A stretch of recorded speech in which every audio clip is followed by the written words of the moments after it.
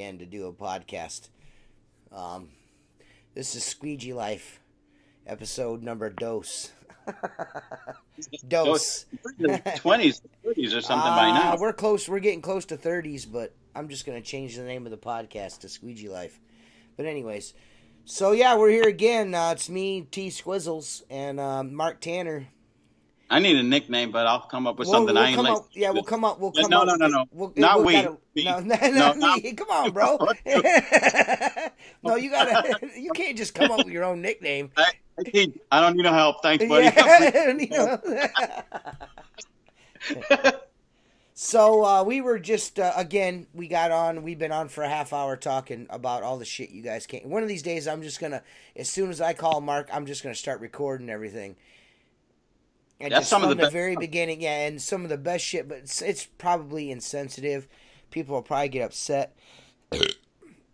Mark was telling me about some shit that he ordered, and he was hoodwinked. It was just all kinds of crazy shit going on, man. It's it's the weirdest shit ever these days. People are dirtbags. I like to make my living honestly. Yeah, you don't have to fucking cheat to win. Yeah. Cheaters never prosper, man. No, because guess what? Now I'm educated, and I ain't going to get hoodwinked and order from a website that I didn't want to buy from. Right.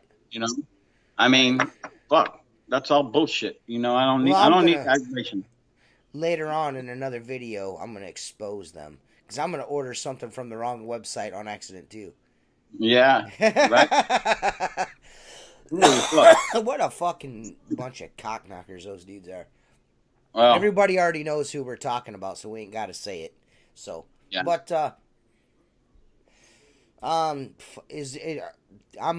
fucking not slowing down the working. I know that. I'm still cleaning windows. No, it's been nuts here, dude. It's been so hot. I mean, it's been we've had some really, really warm weather. I mean, from when you walk out in the morning at 8 a.m. or 7 a.m., whatever time. And that's how your balls are already trickling.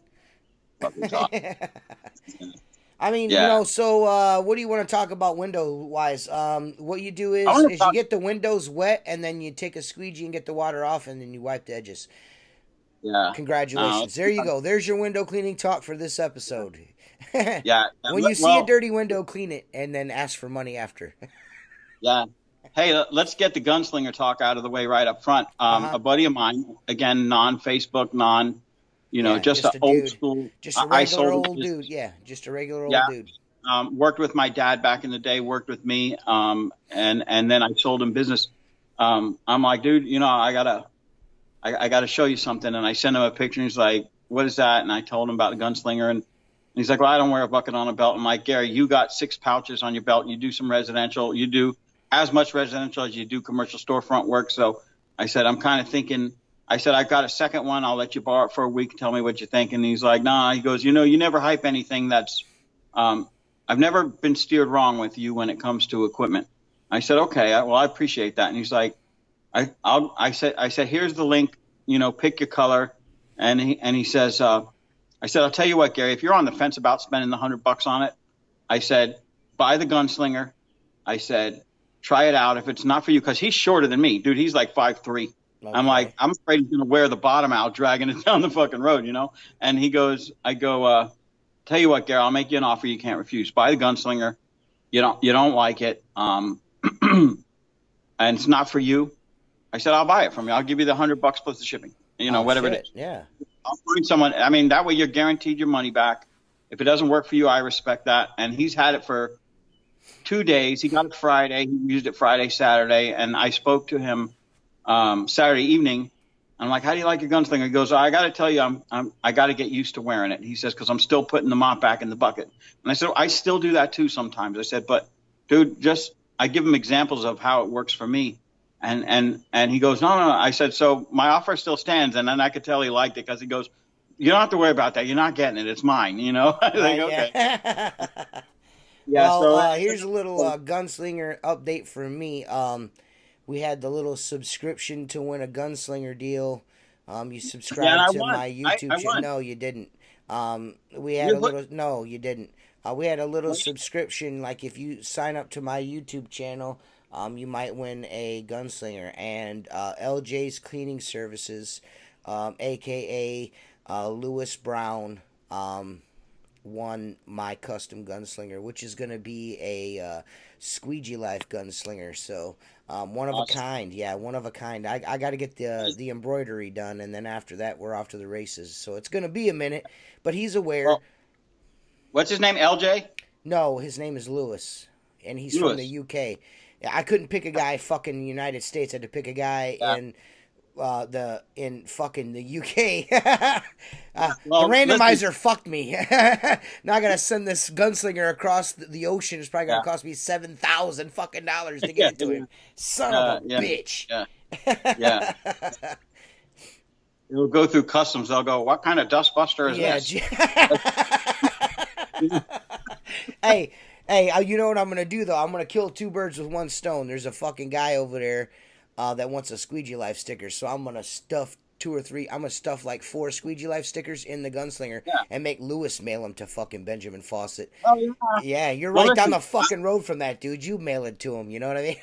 First of all, I wanna congratulate Lewis on him winning the gunslinger. Yeah. And I was disappointed when I didn't win, but I'm a fair sport, so if Lewis, it's not for you, I'll give you exactly what you paid for it, and you can send it to me. All right? Just like my buddy Gary. Yeah, just like my buddy Gary. I got you.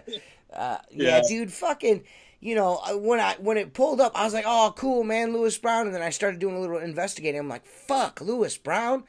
Fuck. You know, it's over. It's across the ocean. God damn it. You know, you might look into it. They might put a tariff on gunslingers, and you're going to have to Oh, my God, dude. Fuck. That might be the worst thing that's ever happened to me. Well, congratulations. Congratulations, Lewis. Thanks for fucking... Now my kids are not going to be able to eat for a month because of your fucking precious gunslinger you had to win. Yeah, dude. Well, that just goes to show that the contest wasn't rigged. I actually cost myself a shitload of money. It's going to cost you as much for that gunslinger as it is to ship it. Yeah. And and custom embroidery. It's getting custom embroidered the whole fucking 9 yards. So yeah.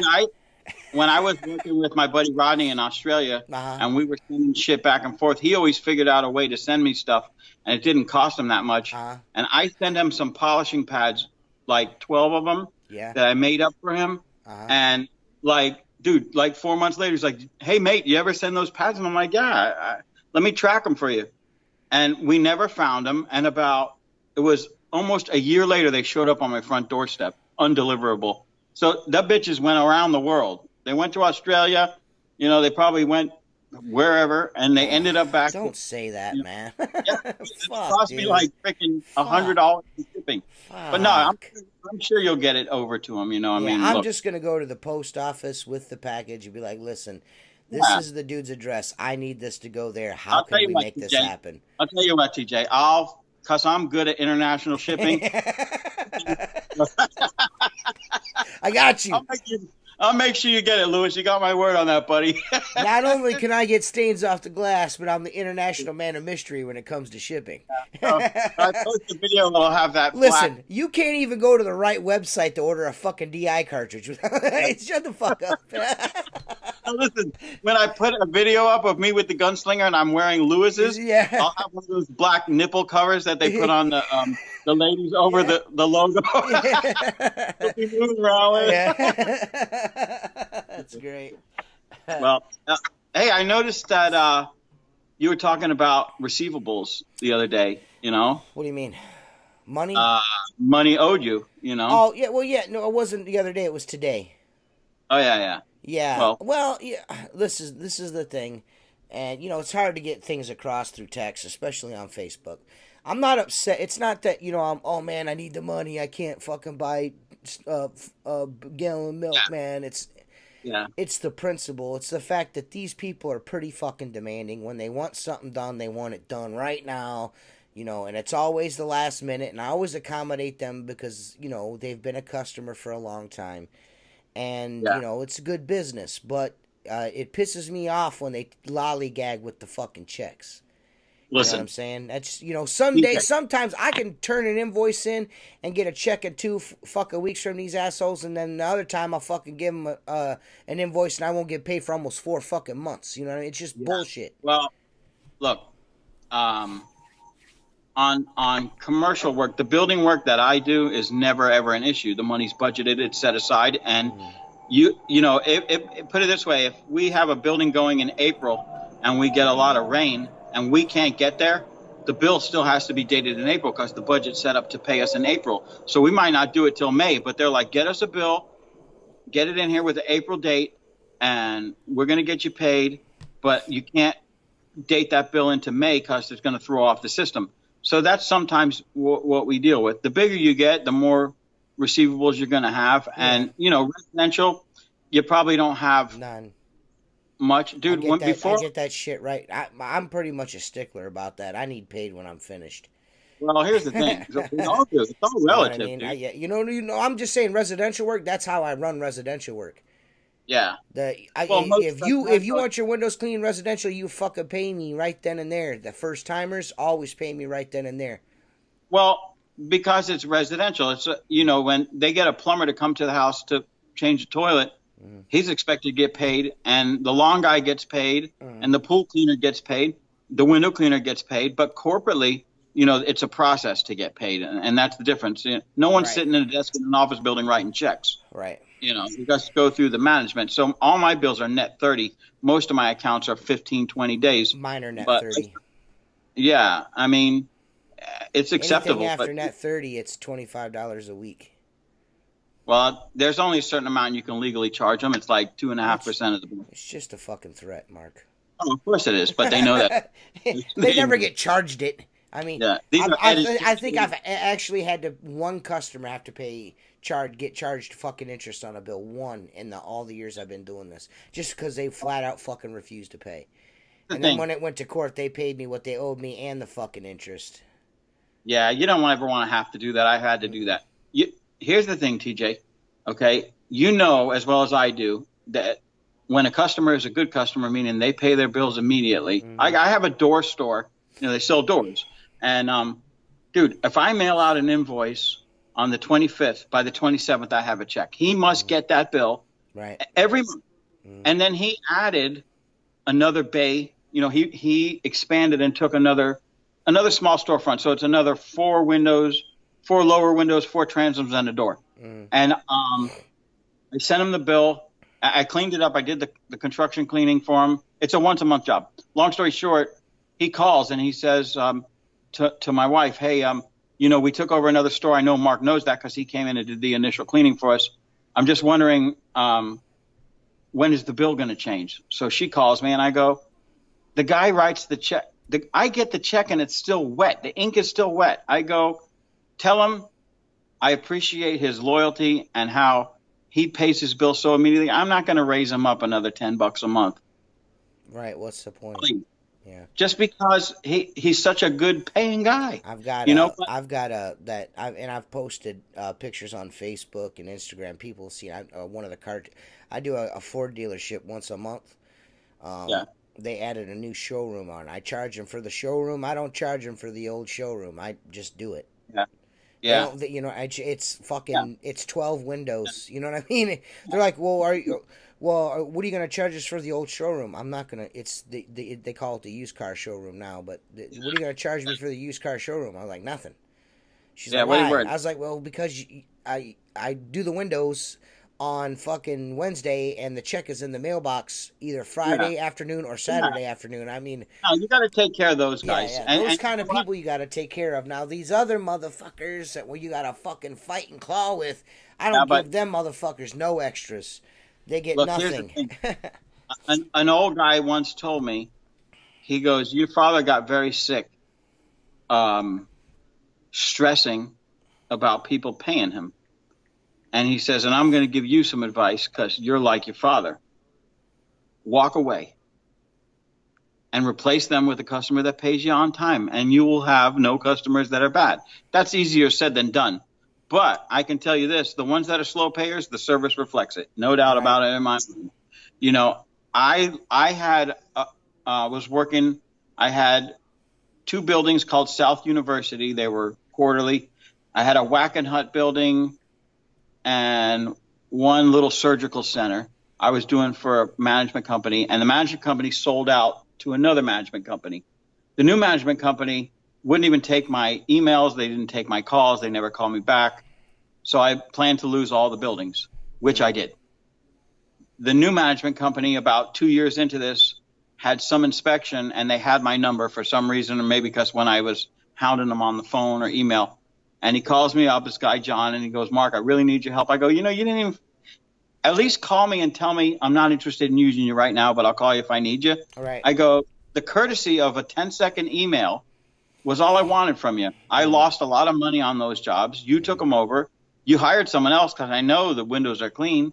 And he goes, look, I need your help at this building.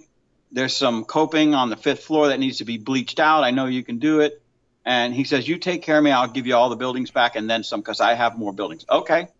I meet the guy. Dude, it was literally calls me on Thursday and I'm there on Friday. I change everything around. I go there. I bring all this equipment. I do the job for him. I said, just remember, man, he never asked for a price. I said, I'm charging you $700 to do that coping up there. And then you're going to give me South University, Whack and Hut, and all these jobs. Yep. And he did. He gave me all the jobs. So I do 2 more buildings for him. Well, I did the South University, which is 2 buildings. Okay. Now we're 8 weeks into working with the guy. I still haven't got paid. What are you doing, dude? Just fucking. Let me ask you a question. Where's your other hand? Where's the hand I can't see? Right here.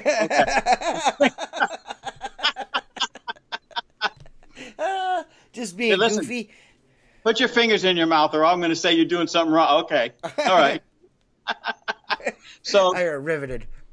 Yeah. Now I'm 2 months into work for the guy. I haven't got paid for the first invoice. And they call me and they give me this some kind of cancer place. Beautiful building, brand new, never been cleaned. Eyebrows over the windows, bring the lift the whole 9 yards. I do the job. And then now we're 3 months into this. So I call him up. I'm like, John, hey, Mark, what's up? I go, you must not love me like I think you do. He goes, what do you mean? I go, you never even paid me for the first job. I go, I'm 3 jobs in. You owe me fucking $4,000. I go, and do I have to call you? No. Send it to bookkeeping. You've got to set you up as a vendor. I go, it's been 3-4 months. So I get set me up as a vendor. I get them all the information. No. They start paying, right? Yeah. I do the Whack and Hut job for them, right? It's a $4,000 or $5,000 job. I do the Whack and Hut building for them. Again, I'm calling him 8 weeks. I'm like, John, Then he finally pays me. South University comes due. At that point, I'm done. Look, I survived without it. Right. So the manager, the acting property manager on South University calls me and goes, we need to know what your schedule is. I said, well, we don't have you on the schedule. Why not? I said, because you don't like working with us. What do you mean you don't like working with you? You guys do a great job. I said, every single time I do a job for you, I got to call you 3 months later to get paid. I don't understand this. I go, the people that I work for pay me. Right. I go, look, 30 days, 45 days, I have no problem with that. I don't say nothing. I said, but when I'm calling you 3 and months then fucking later. Yeah. And then I call your office and they say, oh, the check is cut. We got to get it signed. And I get it a month later and it's dated right before I get it, which means it wasn't signed. It wasn't sitting there. I'm not stupid, Right. So you walk away. I mean, because the frustration is and the anger it's not fucking worth it, man. It's Dude, getting to that point. It's getting that point myself with this place. It's a nice fucking little deal, fucking spring, fall, big fucking checks. It's nice, but it's getting to the point it's like, I'm fucking tired of dicking with this shit. Dude, when my wife quit her job full time to work with my company part time and where she works part time, she come out of the office with her eyes. She says, you know how much receivables are? No. Almost $100,000. I said, what? And she goes, and about 40 of it is 90 days. And I'm like, she sat on the phone because she's a corporate person. She knows how to deal with these corporate assholes. Okay. Within 6 weeks, she collected $60,000 of the 90 something we owe. $60,000. She got it to come in. She's like, look, this is not acceptable. You have a choice. You pay up or we're going to sue you. And that's it. Right.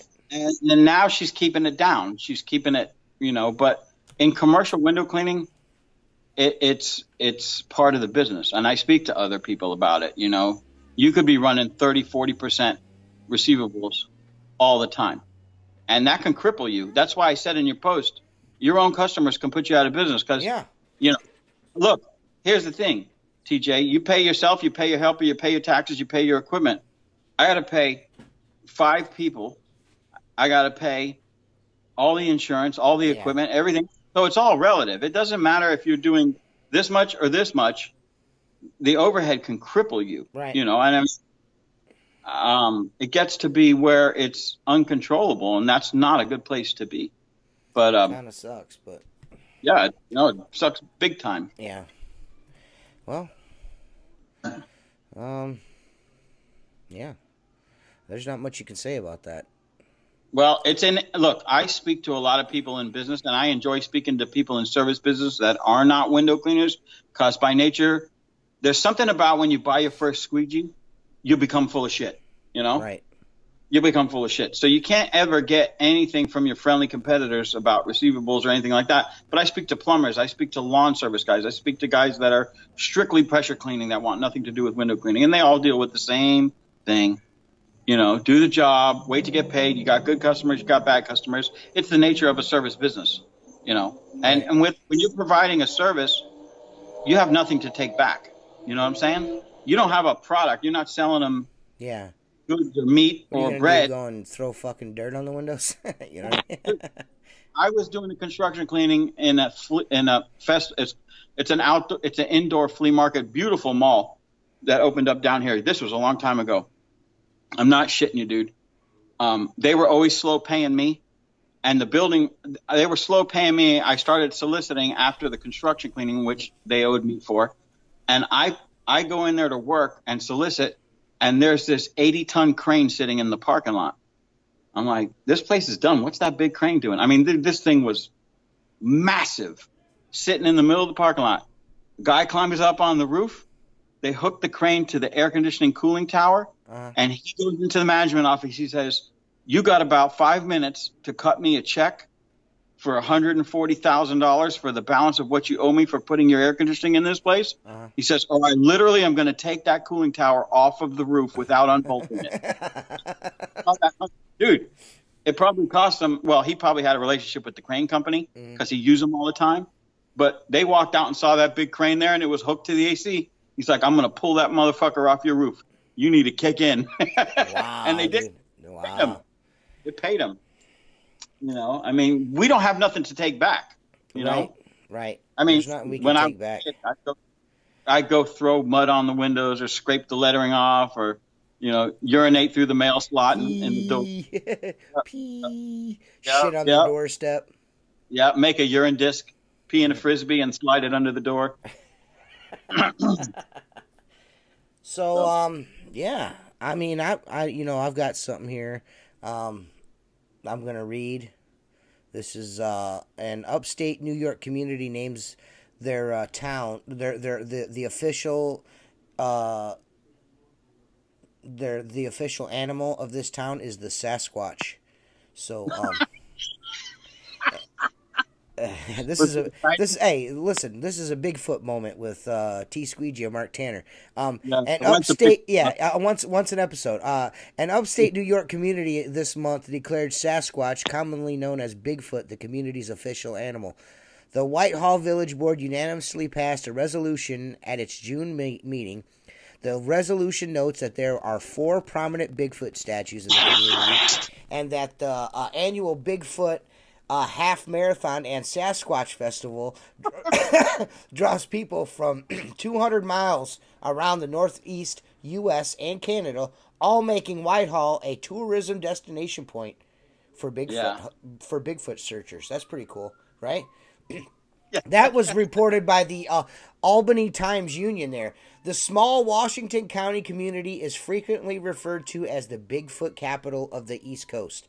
That's interesting.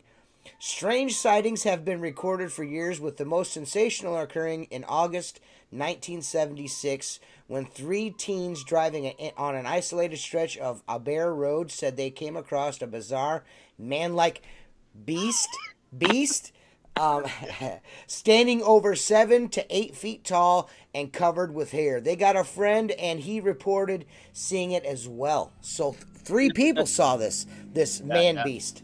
3 people. Have you ever seen a man beast? No. No. I have. The state troopers that night and local police and a trooper the following the night both reported seeing the beast. So even some police seen the beast. No. The sightings have continued to this day, say Sasquatch enthusiasts. So they're still seeing the man beast they call Bigfoot up there, Sasquatch. Well, yeah. Pretty much everybody on this planet has a cell phone now. Did anybody get any pictures of this giant monkey standing on a milk crate? Listen. This is not what this is about. You can take your fucking facts and shove them up your ass. This is about Bigfoot. So, with that said, the Animal Planet series, Finding Bigfoot, came to this community in 2015 to talk to local officials and residents about their enactment. Oh, the enactment of they listen to this. They passed a law protecting the Sasquatch from hunters, dude. So they clearly see Bigfoot enough to where they got to protect it from hunters. The village board's resolution also declares the last Saturday of September as Sasquatch Appreciation Day. This town sounds like a wonderful town. I bet you none of them voted for Donald Trump. This year's Sasquatch Calling Festival, featuring screenings of the documentary The Beast of Whitehall, takes place September 29th in Scottsboro Park. Serious question for 1 second. Let me interrupt you. Was the said Bigfoot wearing a pantsuit? It doesn't say. It doesn't say in this article. I might need to do a little more research. The Whitehall Festival is one of 2 Bigfoot events this fall in upstate New York. So all you guys from upstate New York listening to this, there's 2 events that you can attend. The other is in the Chautauqua Lake Bigfoot Festival, set for October 12th and 13th at Camp Oniasa in DeWittville, Chautauqua City County. That's cool, man. There's going to be eyewitnesses there, so people can talk to eyewitnesses to Bigfoot. So that's super cool, guys. And that right there was a Bigfoot moment with T. Squeegee and Mark Tanner. So I'm impressed. Yeah. I mean, I don't know. Maybe next episode it'll be a UFO moment. We're not really sure. I kind of believe in that more than the Bigfoot, what? Gus. Your wife's a Bigfoot, Gus. You remember that from Eddie Murphy? Yeah. Fucking guy. Wait a minute. She cannot climb a flight of steps, Gus. I'll bet you climb the fuck out of a tree, though. Oh, my God. Bitch going upstairs sideways and shit. I'm going to call Jason up, my buddy that he used to work with me. He lives in upstate New York, and see if he's a big hunter. He might go out in there and try to shoot that. He's fucking seen Bigfoot. If he's a big hunter, then he saw Bigfoot, bro. I think he would tell me. No. I don't. You don't want to be ridiculed for fucking seeing Bigfoot or thinking you saw Bigfoot. Dude, if I pulled into town dragging that big-ass carcass behind my truck, I'd be fucking rich. I'd be rich. I'd be on the National Enquirer. So you believe in Bigfoot is what you're saying. Oh, yeah. Dude, Mark Tanner of Sky's the Limit Window Cleaning believes in Bigfoot. I noticed in every picture that you're fucking wearing jorts with fucking... I don't mean to pick on you. Oh, go ahead. Mark Tanner has always got jorts on. He's always wearing jorts and hiking boots. Like... Yeah. He's got this really nice shirt on and then some jorts and some hiking boots. You're like my father-in-law. Getting dressed. Yeah. My father-in-law has a pair of dress work boots. They look just like his other work boots. They're not dirty yet. You know. Yeah. But, do you know what jorts are? I mean, you should know what jorts are because you wear jorts. No, what are jorts? Jean shorts. Jorts. Oh, yeah. They're not cut off. My wife buys them for me. It doesn't matter. That's why they're jorts, motherfucker. What the fuck do you wear? Them fucking bathing suit looking things? No, cargo pants. What do you mean, board shorts? Yeah, board shorts, the ones with the penis lining in them, so you don't have to wear underwear. No, I wear regular cargo pants.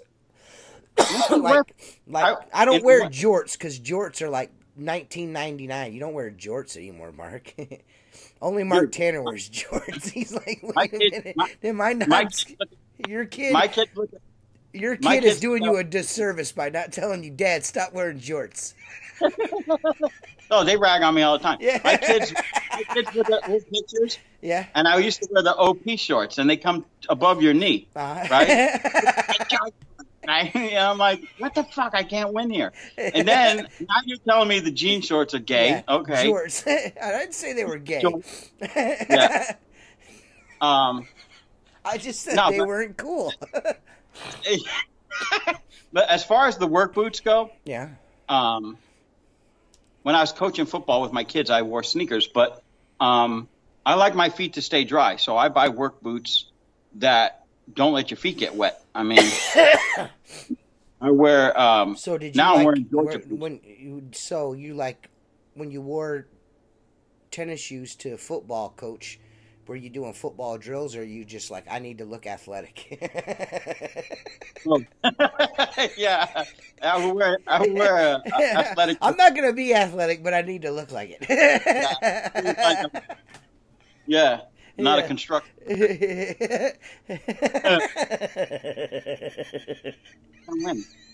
I had to get the wife go out and get me some fucking khakis. Yeah.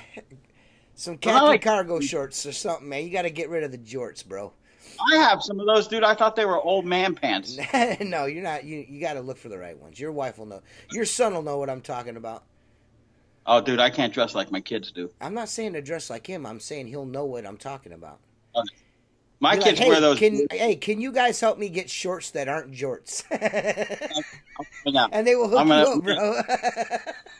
Yeah, I'm gonna walk into fucking Dick's or Kohl's and say I need shorts. Dick's. Dick's doesn't support the Second Amendment. Not only that, they won't clean their windows. Yeah, they don't clean their windows. No, they do it on call. Yeah. It's either filth or clean, and nowhere in between. Yeah, I tried. They tried to get me to bid the job. I bid the job, and they're like, "Man, that's expensive. We're looking for something half that." I was like, "Well, the fucking windows have never been cleaned ever. I mean, I'm not going to do it. I mean, if you do them every month, I'll charge you that much. But if you're just going to call me whenever they look like this, that's how much it's going to cost. Some motherfuckers still look like that. And it's been 2 years. Yeah, the one by me, the windows are almost 40 feet high. Yeah. It's huge. Yeah, it's huge. I'm not doing that shit cheap. This one over here is pretty big, too. Yeah, they're big stores. But, all right, make a note. Get rid of the jorts, buy some shorts. I'm in. No more work boots. I gotta wear my work. And beware of fraudulent websites posing as other websites. Yeah. Let me ask you another question. What? You do a lot of gutter cleaning. No. And I have only. I don't do that. I don't do that. That's Tim that does all the gutter cleaning. Okay. I don't do. I do maybe a job or two every month or two, maybe. Maybe that's one a lot more cleaning job. I maybe do one a month usually. I don't bid a lot because I used to do a lot of gutter cleaning, but it's a pain in the fucking ass around here. And people wait until their trees are growing out of them and they're full to the brim, and then they want to call you after a rainstorm or during a rainstorm, like, my gutters need clean right now. And then you shoot them a price and they're like, holy shit. I'm like, dude, I gotta fucking fill up half the bed of my truck with gutter debris. What the fuck? You know what I mean? Well, let me ask you a question, though. Okay. You might still be able to answer this, though. Okay. How is it possible? See, I think of something, I kind of think of the theory behind a piece of equipment, let's say. Okay. So I'm going to ask you, is it possible to clean gutters even at 10 feet above your head with a vacuum? And I don't see how that could work. I cannot personally, I have not ever used one of those Skyvacs or whatever the fuck you want to call them. I could never justify the money that they want to charge for one of those things.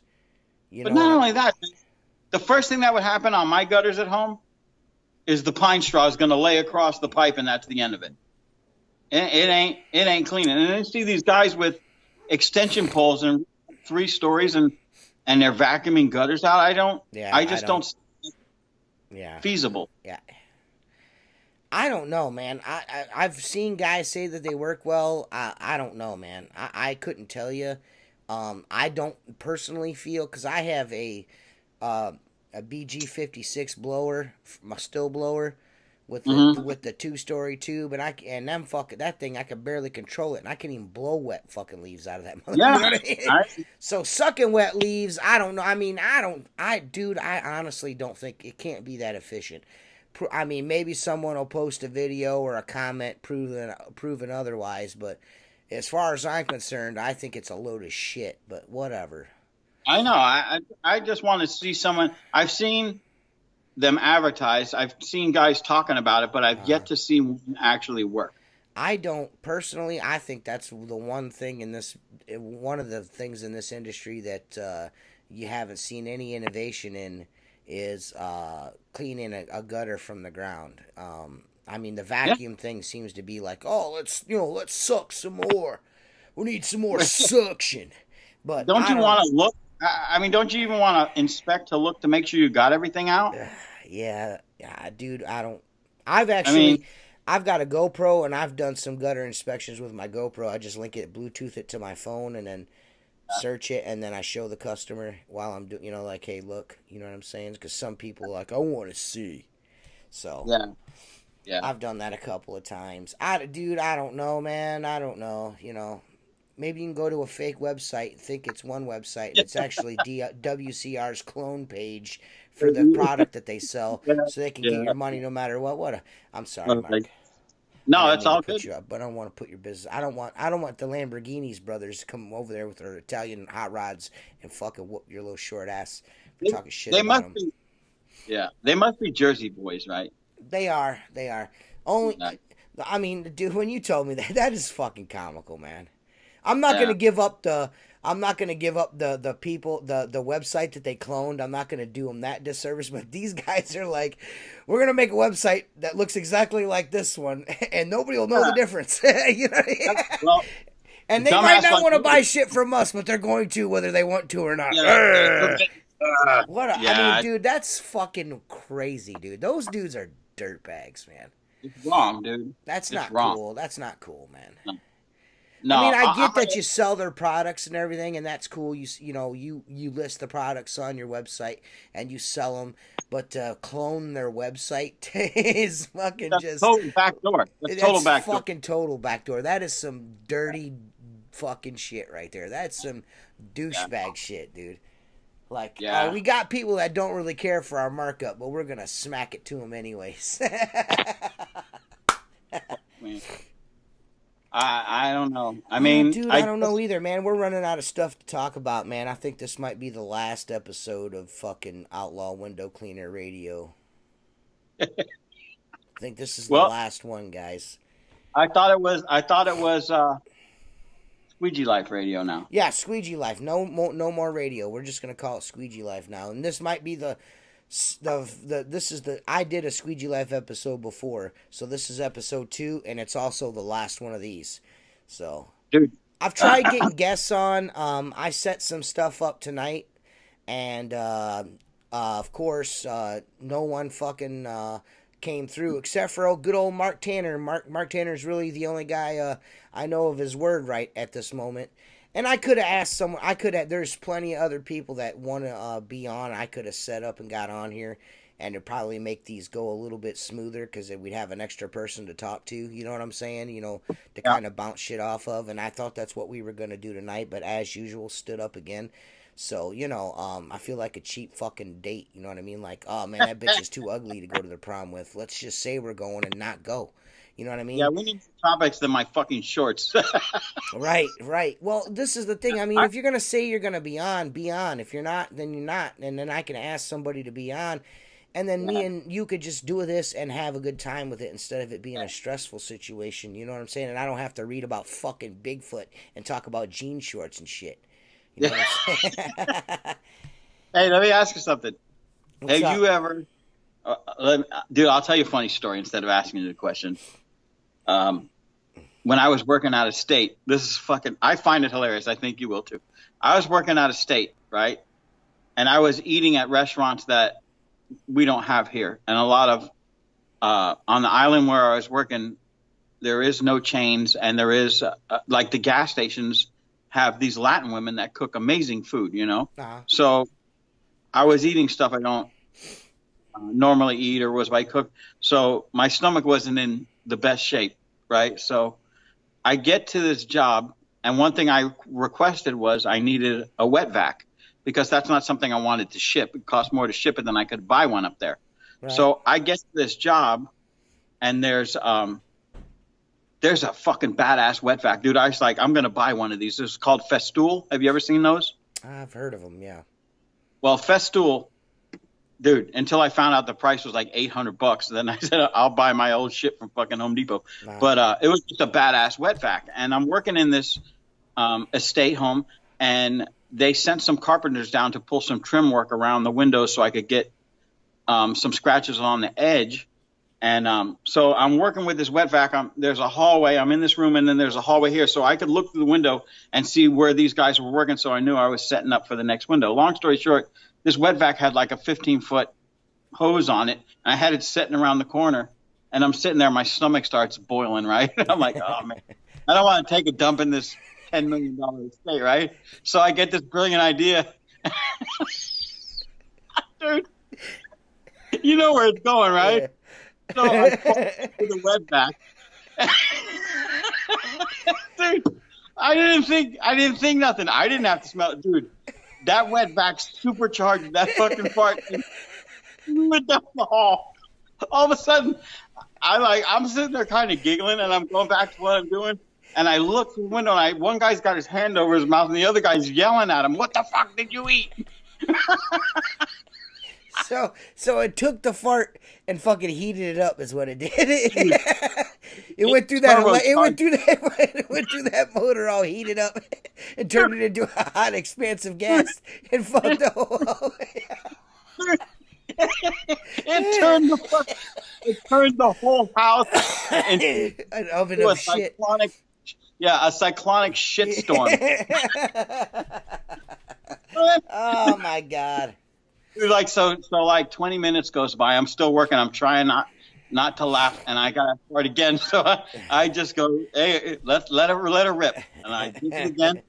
Then I got caught, right? And the guy's like, "You fucking think that's funny?" Yeah. Yeah, that's fucking great. I know. $700. I figured that HEPA filter would clear it out. He goes, "HEPA filter's for dust, dude." Dude, this motherfucker,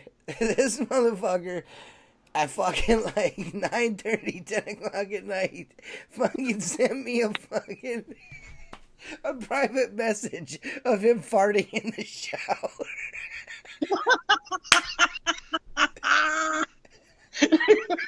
Dude, I sat on my couch and fucking laughed for 40 minutes at this. And like as soon as I was almost over it, he sends me another. This is a 50-year-old man that's sending me fucking wet fart sounds from the shower. And like he doing everything he can not to fucking giggle while he's fucking recording it. And I gotta tell you guys, Mark is not really good at technology, so I'm pretty sure he probably video recorded his ass twice before he fucking realized what he was. Yeah. Dude, I about pissed my pants when you sent that, dude. I didn't mean to put you on Front Street like that, but goddamn was that funny. Listen, dude, it was probably one of the funniest things that's happened to me in a year, because I wonder what Mark. Oh man, this is weird. Mark never sends voice messages. Brrr, snap, snap, snap, snap. I'm like, what the fuck? I was like, bro, tell me you did not just record yourself in the shower farting. He's like, yes. Dude, too funny. The dude, I'll tell you that was another great. since we're not going to talk window cleaning up. Right, well, what else could we fucking say? What else you guys want to know? How many times do I got to say, send your questions to AskTSqueegee at fucking yahoo.com and we'll fucking answer them on the podcast before one of you fucking momos sends us a fucking email. Yeah, about 3 years ago, my wife's, it was about three, maybe 4 years ago, my wife's grandmother was still alive. And we always alternate the holidays, one time up there, one time down here, Thanksgiving, yeah. you know. And her grandmother was down from New England. So we went there to my in-laws, which is in North Florida. And we have our own room in the back, and there's a bathroom and everything. So I take a shower.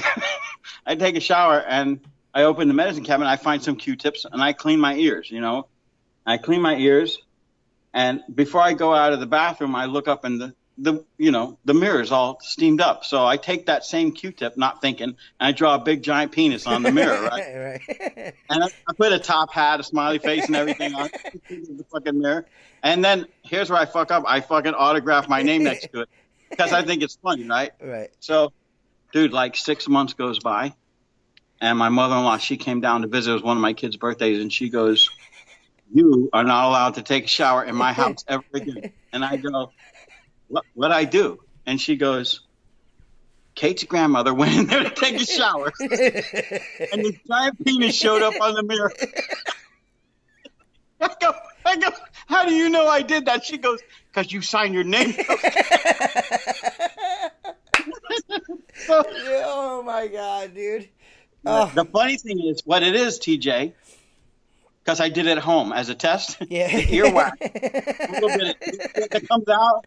You can't see it. Right, you can't see it. But you know what I'm saying? It's like Magic Ink. Yeah. You can write spy messages on mirrors and stuff. Yeah. So you got to take a shower to find the message. That's fucking great, dude. Oh, my God. Kate's grandma took a shower and there's a giant penis on it. How did you know it was me? You signed it, you fucking idiot.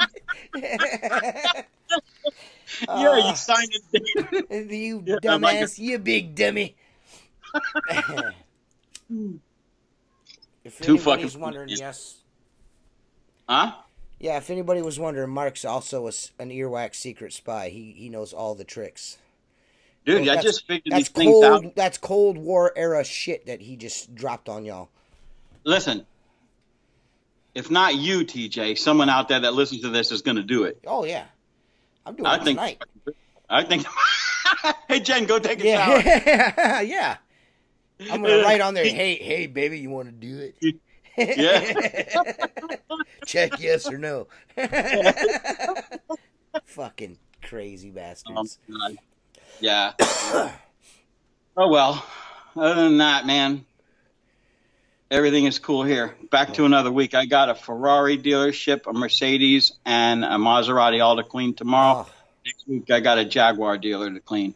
I've all got quarterlies. I've got a week full of. I got 4 houses a day, every day this week. I don't know how you do 4 houses in a day. I mean, I'm fast at window, but for me, once you get behind on the first one, it seems to be you're fucked on the rest. Well, this is how I do it. I normally schedule, the ones that are going to take a while, like if I got a couple inside and outs, what I do is, not all of them are inside and outs. Most, about 75 or 80, probably about 75, 85% of these that I'm doing this week are exterior onlys. There's only a couple of them that are, I think we got 4 or 5 that are inside and out. They're not very big. So what I kind of schedule them based on how long I think, so I might be able to get this inside and out and 2 exteriors done, and you know what I mean, or 3 exteriors done. You know what I'm saying? That's usually how we do it. Because not everyone's trying to get especially on these homes that we're doing. I mean, they're nice homes, they got money, but some of them don't like spending their money. You know what I'm saying? So that being said, I don't get I get plenty of inside and out jobs. It's just I don't land every inside and out I do. It's usually just an out. because they see the Well, dude, price and they balk at it, and then they'll have us do the outside. And at least in my area, the houses houses you see, the kind of homes that I do. Those, I mean, I do them one time in outside, and then the next time, like, hey, can you come back in the fall and do it inside and out every time? Or they'll try to hit me for inside and out while I'm right there. You know what I mean? If I think I can get it done, I will. But usually I'm just like, well, you have to do it the next time. Sorry. You know what I mean? So you know what? Well, first thing I would say is I would solicit more heavily on exterior only. Give them two prices. Because I that's can't. what I do anyways. Yeah, because outside's the profit, man. Because once you get inside that house. Yeah. Normally what I do, and when I go and give an estimate on a house, I give them an exterior only price and an inside and out price every time, whether they ask for it or not. Yeah. You know what I'm saying? Yeah, because I know that they'll see that the exterior only price is usually it's a good price. It's still competitive for my area. I'm actually I don't close as much as probably the next guy does because I don't fucking devalue myself. I charge what I feel. You know what I'm saying? When people see my exterior only prices, they're like, whoa. You know what I mean? Well, the other guy that we tried last year, he was half this price. I'm like, well, why are you calling me this year then? Well, he sucked. I'm like, well, then there you go. Yeah. You're getting what you pay for. And when I'm done, they're like, oh, he goes, you're my guy. You know what I'm saying? Usually. Yeah. But most of the time, I don't close. I'm kind of like about 45% closing, 40, you know what I mean? Well, remember that. That's a good ratio. Yeah, that's because you're 45, you're closing 50. On, but you're closing on your price that you need to get, which could be considered higher than what and I'm busier than I've ever been. You know what I mean? I actually had to hire someone part-time. I was, going to use my daughter and, you know what I mean? And I thought, maybe, it'll be slow enough for me to train her properly. Nope. I had to get somebody. I had to, you know what I mean? Yeah. But she's still coming along, you know what I mean? She's still doing the Saturday work and stuff like that. So she's progressing slowly, you know what I mean? But surely, but. That's good. I know that I sent you pictures of the two houses I cleaned. Yeah. The one that doesn't have the French windows that looks like a car showroom windows. I got that because I did the initial cleaning I told you when they changed to impact. And so I did the inside then. And then I'm not kidding you, dude. About 5 to 7 years later, I begged them, let me do the inside. Mm-hmm. And she's like, wow, we don't really need it. And it's not, your prices. I go, I'm not even going to charge you. It's just hazy. I want to clean it for you. And she's like, no. And then finally, one of her daughters got married in the house. Mm-hmm. So she let me come in and do it. Mm-hmm. And the other one I do, it's not even priced on the inside. Because to me, on the outside only, it's as good as a commercial job. It's mold blowing. You don't have to. You don't even have to be there. No. Those are the ones that are good. I've got. I mean, a lot of my customers are exterior only. You know what I mean? They're just they're quick. You know what I mean? A lot of them I can do with a water fed pole, and they turn out beautiful, like beautiful. Yeah. The casement crank out windows, just banging them out. I'm doing a Frank Lloyd Wright home here on the lake. Friday, beautiful home. Huge. Like this motherfucker, I get paid a shiny penny just to do the outside of this motherfucker. You know what I mean? Now, let me ask you a question. How many square foot is a huge home on the lake? Fuck, I don't know. How many square feet is huge on the ocean, Mark? I did a house there at 60,000 square foot. Yeah, that's giant. That would be a mansion up here. you know what I mean? Oh, it is a mansion. The guy that owned Netscape that we worked, his house is about. Well, this one's probably, I'd say probably between 8,000 and 10,000 square feet. Yeah, it's probably half that. Yes. You know what I mean? When I was in Martha's Vineyard, they gave me a quick tour of the island. What do you think of our homes? And I said, it's beautiful. The architecture's beautiful. The homes are beautiful.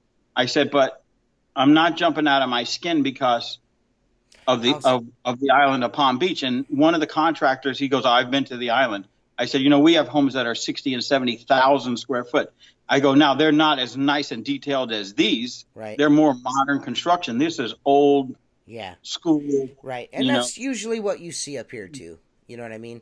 And people, even if they get a piece of property, they tear an old house down, they'll put a new house back up. It's usually on a fixed lot anyway, so they can't really do a whole bunch anyway, so it's usually taller. You see a lot of 3-story homes here, so 3-4-story homes here, just because, you know, lake views and shit like that. So, you know, but this is around between 8,000 and 10,000 square feet, I'd say, around in there. You know, it's a big house. It's got a pool inside. It's got a pool in it. The one, you know, I had a house on the island. The lady that started Matrix Hair Care Products, it's a compound. It's not even a house. And so we clean all the windows. They have, dude, I'm not lying to you. They have, on the ocean side, they have jets sitting above the windows on a timer that rinse the windows down 2 or 3 times a day to keep the salt down. The problem is they fell short in, I was like, you need to put an hydro blades on there. Yeah, no, it put an RODI system on that. I mean, dude, this is like an $80 million house. There's no expense spared except for because you're just going to more with that. Yeah, and it looked like shit. Yeah, it looked like shit. But anyway, dude, we're cleaning and we're getting ready to leave, and someone from the house comes up and goes, "Did you do the windows around the pool?" And I said, "Yeah, we did the windows around the pool." He says, No, I think you missed some. And I go, I don't think so. We walked the house twice. He says, come with me. And the pool had, it was a good size, you know, not Olympic size, but it was a big pool that overlooked the ocean. And then there are these archways, I think 4 across the back, and they're about 10 foot wide and 20 foot tall. And then maybe 10 or 12 up on the other side, you know, because it was L-shaped. He goes, wait a minute. And he goes and he pushes a button, dude, and this glass comes out of the ground to seal the pool off. And I'm like, holy shit. And when you look, you couldn't tell that there was glass there because they put a cap on top of the glass that matched the stone on the ground. You know what I'm saying? So I said, okay, put all of them up except one so we can do them on both sides. And then show me how to run these. You know, which switch is for what, and then we'll raise the last one and we'll clean it. Long story short, we clean them all up. I'm going downstairs. It's actually underground to push the button to make the last one come up and lower the others. And I hear, you know, like this. And I'm like, and dude, this glass is probably 3/4 of an inch thick. Well, the owner of the house walked into one of the windows. And I knew when we cleaned them and they were up, from 10 foot away, you couldn't see the glass was in there. She walked right in there, and I had said, I come up there, and I'm like, she's standing there holding her face, and she's embarrassed. She really wasn't hurt. Yeah. I'm trying not to laugh. And I said to her, you know, you might want to have a family crest or something put on the windows.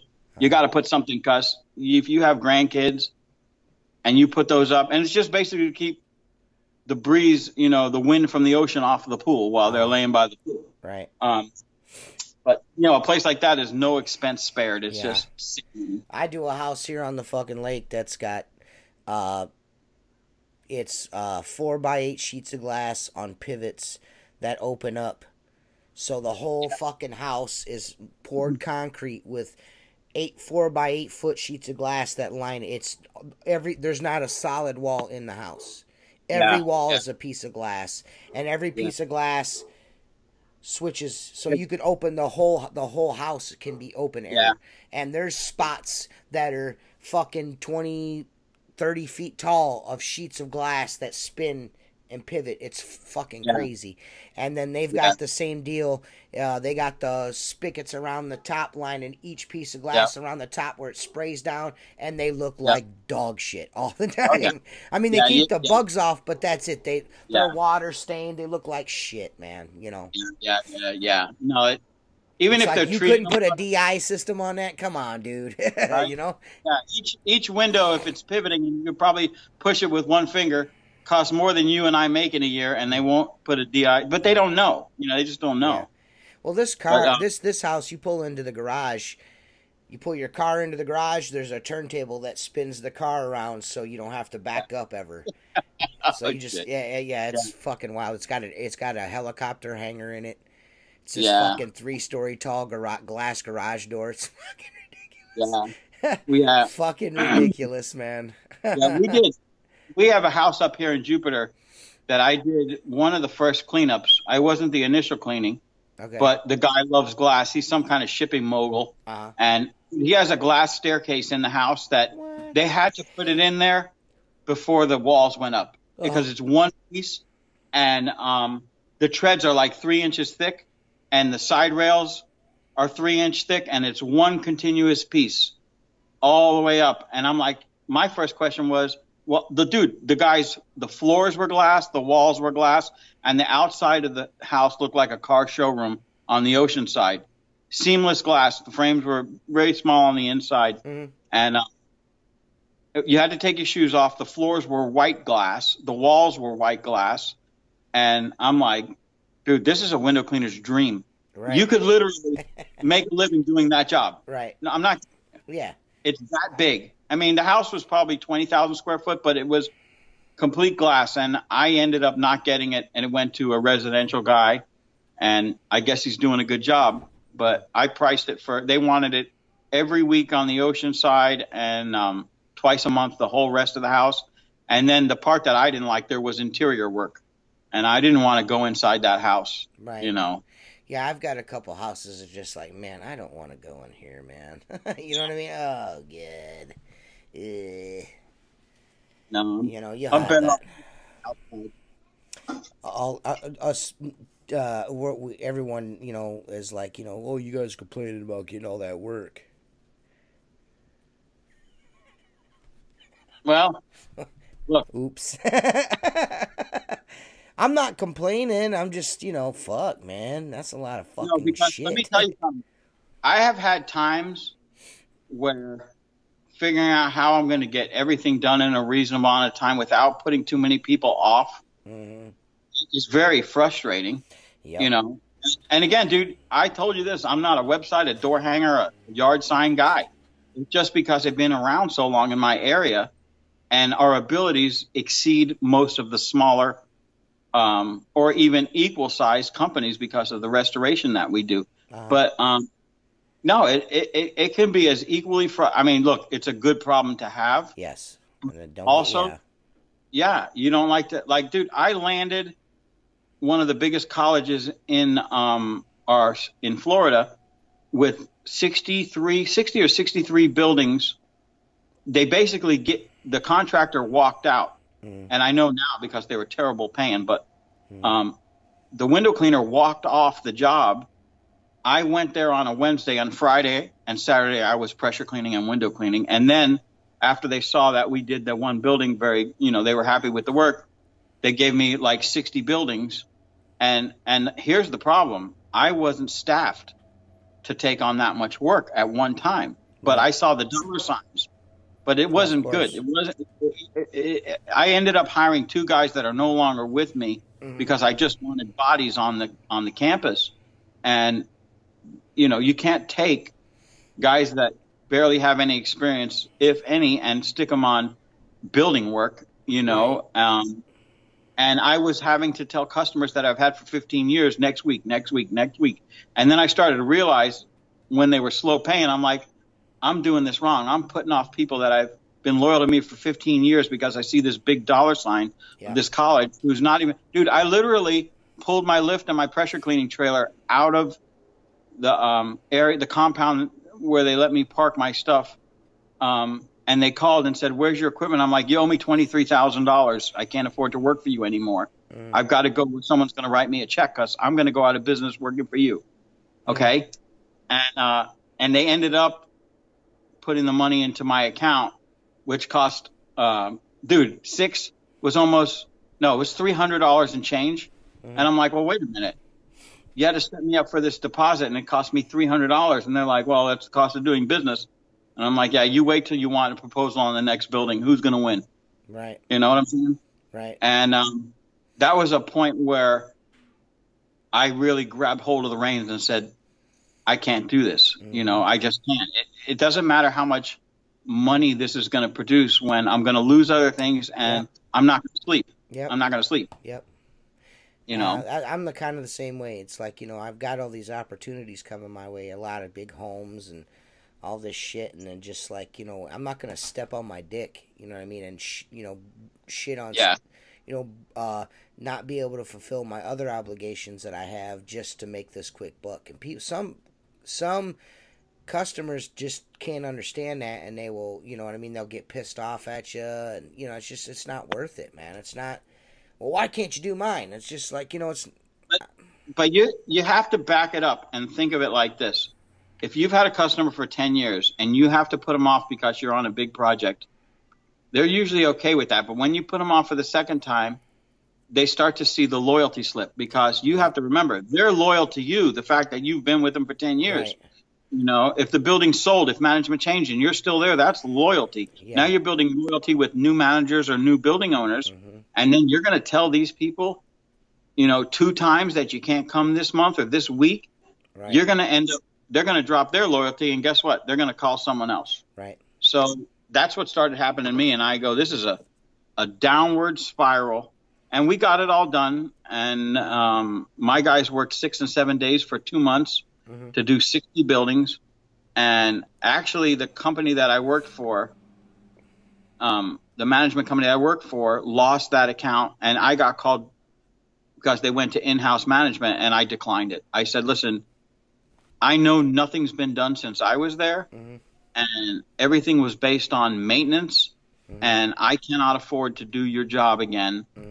Even though you might be a better paying than the management company that paid me, that has nothing to do with it. I can't staff your job with enough guys and make my other customers happy. And it's just not for me. And it's a hard thing to swallow, but yeah. I'm actually happy about it, you know? So if the numbers are down for that year, I make them up in another way. Go get, you know, it's not like they're going to give you a 10-year contract or a 5-year or 2-year contract.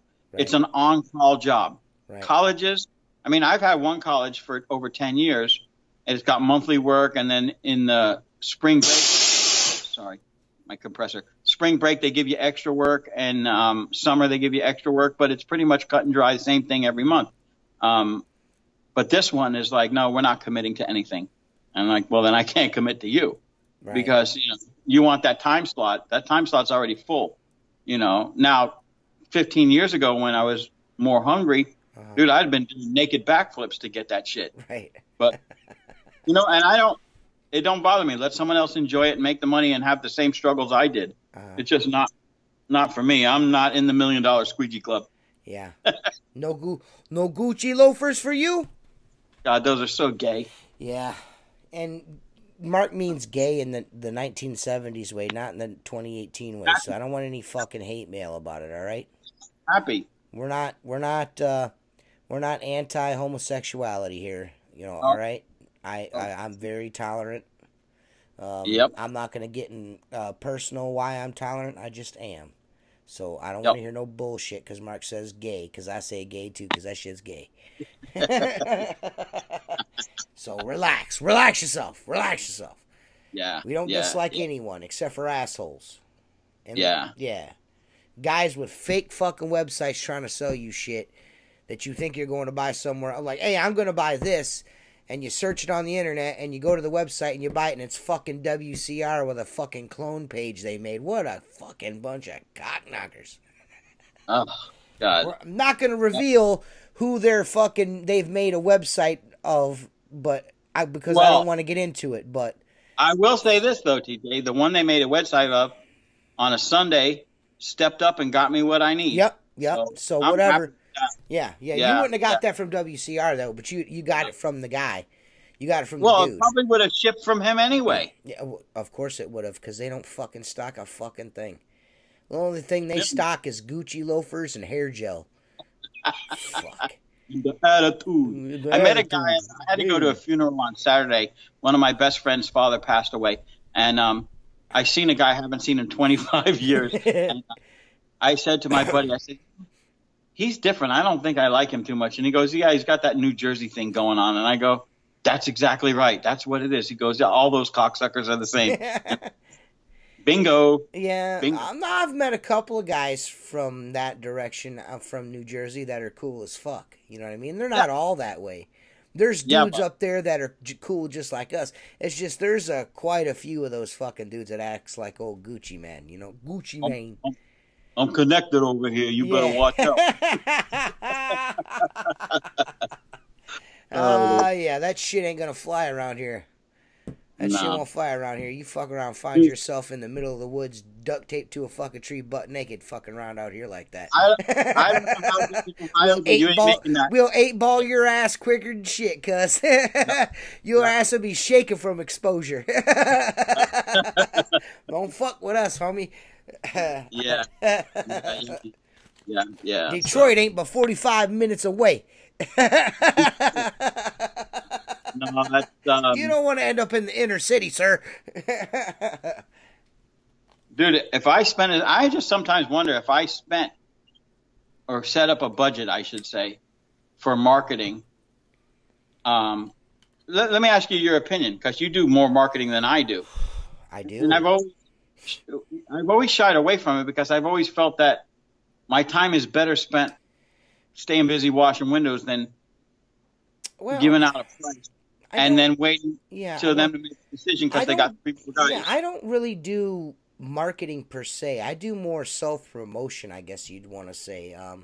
Yeah. You know what I'm saying? I don't pay for none of that shit. I just put it up, and it just spreads itself organically. But, dude, a lot of these people, when you'll see a post that says, "What's your budget for marketing?" And some people, if they're being honest, even if they're not being honest, the numbers are ridiculous. 10,000 a year, 15,000 a year. I do Angie's List and this and that, and I'm just like, I've never done Angie's List or any of that shit. Oh my God! What's that other one that used to call me all the fucking time? Somebody used to call me all the fucking time. Home advisor. Yeah, they stopped calling me. Stopped calling me too. I told one dude, he called me one day. He's like, I was like, listen, man, I told you before, I'm not. He's like, yeah. I know you told me you're not interested. He goes, I'm just gonna give all this work to your competitor and make sure he runs you out of business. I'm like, I tell you what, you call me one more time talking like this, I'm gonna find out where you fucking live and I'm gonna beat your fucking ass in your living room. He's never called me again. He's like, sir, this call's being recorded. I'm like, good, so you can play it back and hear the seriousness in my voice. You call me again talking that shit, I'm going to find out where you live and beat your fucking ass in your living room. Look, what Home Advisor doesn't understand is that we're street people, and you're not going to tell me someone's going to put me out of business. Yeah. I had them calling me. You can't hustle a hustler. Dude, I was respectful the first 3 or 4 times. And then I told you this, I think. I had a girl call me. And she says to me, she started pulling that, we're going to put you out of business, but I'm going to I go, let me ask you a question. How long has Home Advisor been around? And she told me it was like 7, 8, 10 years. I go, well, I've been around 20 years. Right. Trust me when I tell you. I didn't need you then, and I don't need you now. And I said, and please let me explain something to you. I'm not looking to clean houses. I don't want houses. I'm a commercial. Well, a lot of people that have houses own buildings. I go, and the building owner doesn't make the decision. Yeah. He has a management team in there. Yeah. And then I told you the one time that girl called me and she said, I go, you know what? I need to tell you something, that this call might be being recorded. And she says, what, for training? I said, no, because you sound pretty hot. In about an hour, I'm going to be rubbing one out in your honor. That's the thing about the internet and fucking the way people are today. Like, I had some dealings with a dude on the internet here on fucking Facebook and YouTube. Like, he was going dick dastardly, like, talking about my family and shit like that. And then I told him, he's like, making all these grandiose fucking, promises or dreams or threats or whatever he wanted to call them. And until I finally told him, like, listen, I know where you live. I only live 45 minutes away from you. I'll drive up to Michigan and be knocking on your fucking door within 2 hours. Do not get it twisted. Business is business, and this is that, and YouTube is YouTube, and Facebook's Facebook. Yeah. When you get all fucking personal, I can revert to old behavior, and trust me, they'll bail my ass will be bailed out within the hour.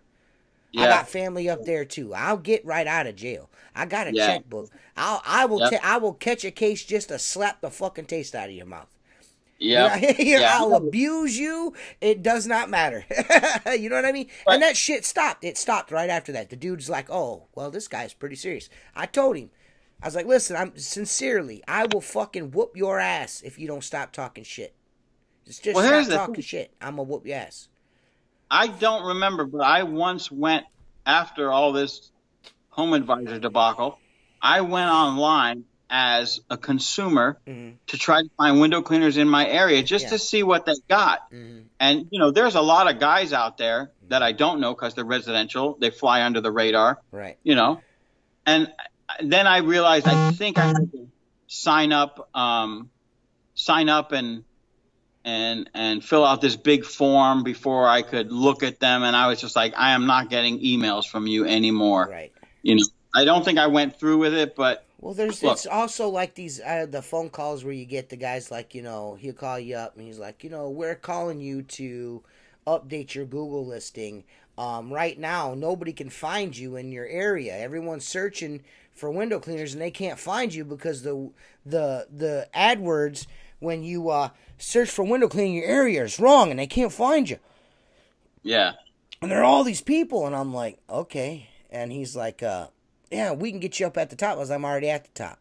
Oh, I don't see how that's possible. I'm like, well, I just searched it twice. Oh, that's just because you're searching it from your home phone. I was like, listen, man, I get fucking calls all day long from people finding me just by searching window cleaning. And they live fucking 2 counties over. You know what I mean? I'm not giving you $400 fucking dollars to fucking for a Google listing. I mean, no, it's never gonna happen. Oh, it's only one time. I don't give a fuck if it's half a time. I'm not giving you nothing. I'm not giving you $400 for work. Yeah. The same way with that home advisor and fucking Angie's. I am not paying you to bid on a fucking job. It ain't happening. I ain't. What about Groupon? You ever do Groupon? I don't do that shit neither. That's no. Tim. That's Tim. Tim didn't show up tonight. Tim was going to be on tonight. He didn't show up, but he could have told you about Groupon. I don't do none of that shit. I don't. You know, Tim does a la carte pricing. What you do is you have this many windows. You call in, and you pay credit card. He goes and cleans your windows outside and goes to the next one. Tim does Groupons and all that. I don't know nothing about none of that shit. Clearview's has ran for since 2004 without Groupon, Angie's List, and Home Advisor. We're doing okay. Same here. Yeah, I don't. I just I know times change, and you got to get in with the times to do. But I don't believe that these services like Groupon and Angie's List and Home Advisor are the wave of the future. If you want to stay with the times, then be social media active on your own. You don't need to do that shit. You know what I mean? But you and I are both established, so we don't need to change anything. Well, I'm not even really established per se. I mean, I've only been in business on my own for 5 years now, so it's not like I'm Captain fucking got it all figured out. I'm far from having it all figured out, but I know where money needs to be spent and where it doesn't need to be fucking spent. You know what I mean? After working in the business for as long as I've worked in the business, I know what works and what doesn't work. You know what I'm saying? Yeah. I know. You know what I mean? There's, you can fall into these traps, these fucking coupon books and all this other bullshit. I tried the fucking coupon book that goes to every house in your area, and it only costs this much for half a page ad, and got one fucking call and made $125. It's not fucking worth it, man. Word of mouth is everything, dude. I don't care what nobody says. You're going to get more customers word of mouth residential-wise than you are anything else. You're going to do fucking Mrs. Snoozebottom's fucking house, and then Mr. Sleazebomb's going to call you her next-door neighbor. You know what I'm saying? That's how this fucking game works. You know what I'm saying? You just reminded me, though, because I've always said I've never done advertising, but I guess that would be a lie. 20 years ago when I bought my house, my company was just started, and I had a small piece of route, and I did go to the local, it's called Town Crier. It's the rag magazine, newsletter that goes out to our community of 40,000 people in my area. And I'm like, you know what? I need to generate some money, and let's put an ad in. They had the business card ad for like $35, right? So you give them the business card, they scan it in there, you approve it. I think it was 6 weeks for $35 or $55. Not one call, not one.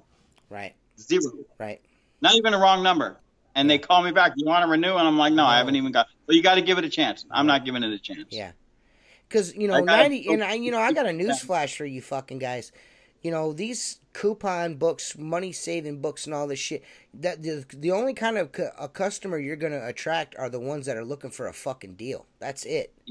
Yep. You're not gonna get you're not gonna get the customer that's concerned with how well you're cleaning the windows. They just want you to clean the windows super fucking cheap and then hold you over a fucking barrel when it's time to get paid. That's I'm telling you, that's just from experience. 90% of the time, you're gonna get somebody you don't want to fucking do business with. And I would also believe the chance of doing them more than the one time when they got the coupon is slim to none. Slim to none, yeah. I don't think that's a great strategy. A window cleaning company, just like, breaking out, just like with any other company, like pressure washing or whatever, soft washing, whatever it is you're doing in this kind of industry, this kind of cleaning industry, it's gonna take you time to build it up. If you're just gonna like, you know what, I'm working at fucking the Ford assembly plant putting engines in, I'm quitting my fucking job, and now I'm gonna be a window cleaner. And if you, it's just, I mean, you might make it by doing these advertisements and shit like that, but in the long run, you're gonna end up back there. You know what I'm saying? It's really something. It's built up. It took a long time to get this business where it's at right now, and even before I bought it, a lot of the work that I put into it, and the guy that owned it before me got it to where it is right now. You know what I'm saying? Yeah. To where, now I'm getting, people remember you, they call you, like, oh, I seen you here, I wrote your number down, so-and-so, and, you gave me a card 2 years ago, and, you know what I mean? It's shit like that, you know what I mean? Yeah. That builds up over time. I don't think I have one customer that I've kept from any of those things that I've tried, any kind of advertising that I've kept and I've done more than once. Yeah. Most people that I pick up and keep for a long time are someone's neighbors or someone's friend, or, hey, you do my aunt's house, something like that. You know what I mean? Yeah. It's usually a repeat customer. So, well, the thing too is that, as you said, the times change and you have to change with them. But even you've been established 5 years, you got enough of a name. For me, on the commercial side, anything over $100 a month is getting a proposal and a contract. That's my policy. Right. And I used to have a handshake, and I got screwed too many times. So I'm like, I got a gig with Restoration Hardware, and been going back and forth with them for months. And I'm finally like, they call me, and I'm like, what is it going to take? And he says, it's up to a price now where they're starting to consider not doing it. And I go, we've been going back and forth for 4 months. Every time you call me, you want something else, so I'm pricing it. Right. I said, I'm kind of getting done with this. Either we're going to clean it or not. And they said, there's one thing holding it back. And he says, there's 10 lamps around the building. They're big square lamps. You could clean them with pure water if they're not lit. And they're about 10, 15 feet off the ground. He goes, they noticed that you don't have a line item for the lamps. And I go, you never asked for the lamps. I don't normally clean lamps, but I can clean lamps. And he says, it just scares me with the price. I said, if I told you I'm going to throw in the 10 lamps and put it in writing, and it's going to be in the cost of everything else, is that going to get them to sign the contract? Yes. I go, then you should have told me that. I said, what's in 10 lamps? I'm already there anyway. Right. I'm willing to give you more. I'm not, but stop fucking jerking me off. God damn it. 4 months. He says to me, well, our building in Chicago only goes twice a year. I go, and the building in Chicago isn't 5 miles from an airport and 3 miles from the beach.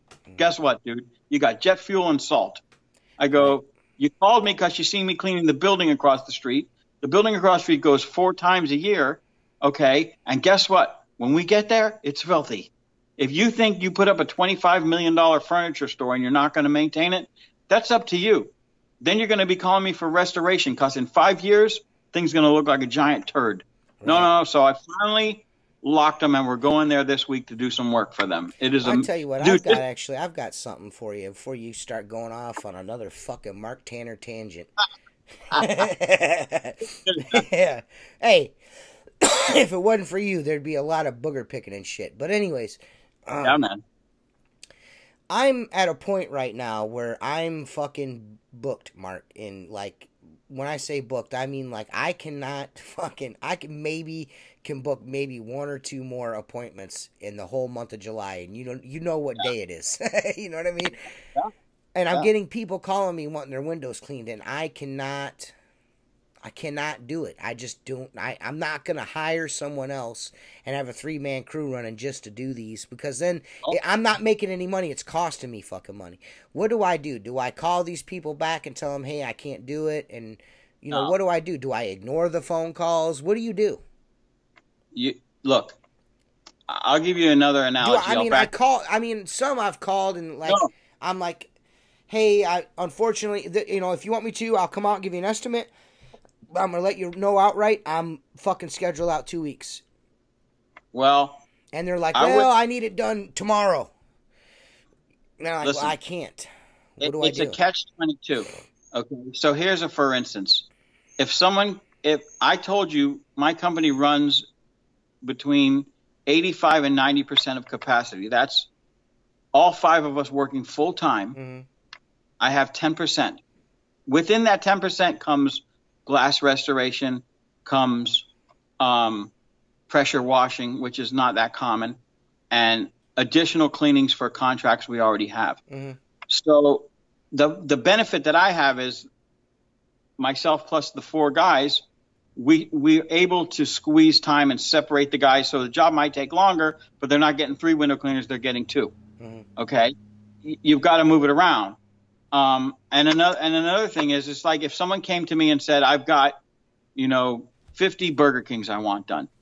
Could I afford to do 50 Burger Kings? Well, no, because if I put one more person on, because I'm at 90% capacity, one more person, the money from the Burger Kings is now gone making a payroll and the overhead. So where did I get?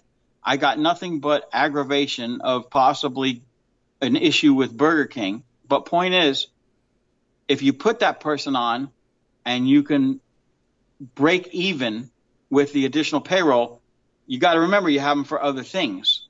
Okay. My suggestion to you is you got to get, what's his name? Jeremy. Got to get Jeremy out of that truck, and you got to get him to work another day. Has another job? Is that why he works part-time? You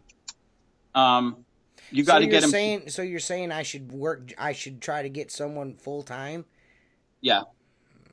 Yeah, but TJ, when you put the full-timer on and all that's associated with it behind the scenes of the payroll and the taxes and everything else. But it'd only be seasonal work anyway, so you know how hard that's going to be to find somebody to fucking... Well, see, I don't have that issue. This ain't Florida. You know what I'm saying? Yeah, but I see that's a huge issue that I can't address because we don't have that. We're year-round. But, look, you're never going to get to your 10-year goal doing what you're doing right now. Mm-hmm. Is that agreed? Yes, I agree. I know you make a nice living, and I know you go with money in your pocket, money in the bank, food, and kids are taken care of. Mm-hmm. But at the same time, okay, the 10-year goal has to be TJ's doing less. Mm-hmm. TJ now has a business to sell. Mm-hmm. Because the average person that wants to buy your business doesn't want to buy a job. Mm-hmm. You're selling them. Mm-hmm. You're selling them a job. Mm-hmm. They want to buy a business that runs that they don't need to know how to wash windows. Now, I could step more out of my business because 2 of the employees I have are absolutely amazing, and the other ones we babysit. Mm-hmm. Okay? And I could get one of the 2 of them to step up and do more, give them more money, more role in with a title or whatever, crew leader, all that means nothing. But you just have to make the decision in your head, where do I want this to go? Do I want this to go to be within the next 10 years, I can step back and either sell it or continue to run it and not work as hard? You're not getting younger just like me. Right. Or am I happy with where I am right now? And is there a point where I'm going to just tell someone I can't take on anybody anymore? It's not that I'm not taking on any customers. It's just I've got so much fucking work. I just don't have any more time. Well, then, if you want to do the work, you know what I'm saying? Am I gonna fucking go out and hire another dude or let Jeremy skin Jeremy loose so Jeremy can just go do all No. storefront work and I do all residential work. I mean, I'm not fucking, all I'm doing is making myself more tired. I'm not really making any extra money. I don't know if I'm content, or I'm not really content, but it's just like I'm at a point where it's like, man, do I really want the fucking headache of fucking having to deal with fucking employees and dicking with all that bullshit? I just don't know if it's worth it for me. You're never going to know if it's worth it unless you try it. Yeah. All right. Yeah. For me, what I have is worth it. To go bigger, it's not worth it, because I've already had, when I had the extra 2 guys when I was doing FAU, it was a circus. I was like, who's not going to show up? Who their tools? Dude, I had guys the other day, 2 of my guys, my new guy and one of my high-rise guys are washing a car showroom. The high-rise guy walks in to get the signature for the job, and he leaves his bucket and his pole leaning up against the corner over by his car with the tools in it, okay? And my new employee decides, I'm going to move his tools so that he doesn't forget them. He put them in the fucking bushes. The employee, Mike, forgets his tools, calls me and says, I left my tools. I got to go back to the car dealer. Okay. He goes back to the car dealer and they're gone because the lawn guys showed up and they grabbed the tools. Okay. Then we eventually find out that Jordan put the tools in the bushes. And I go, why the fuck would you put them in the bushes? Well, what was I supposed to do? I go, that was Mike's last job for the day and your last job for the day. So Mike just had to meet me. That's why he called me. He was going to be late meeting me because he had to go back to try to get his tools. But the point is this. I go, I would put him in my truck and said, even though I'm not seeing you today, tomorrow morning I'll meet you with your equipment. You left it.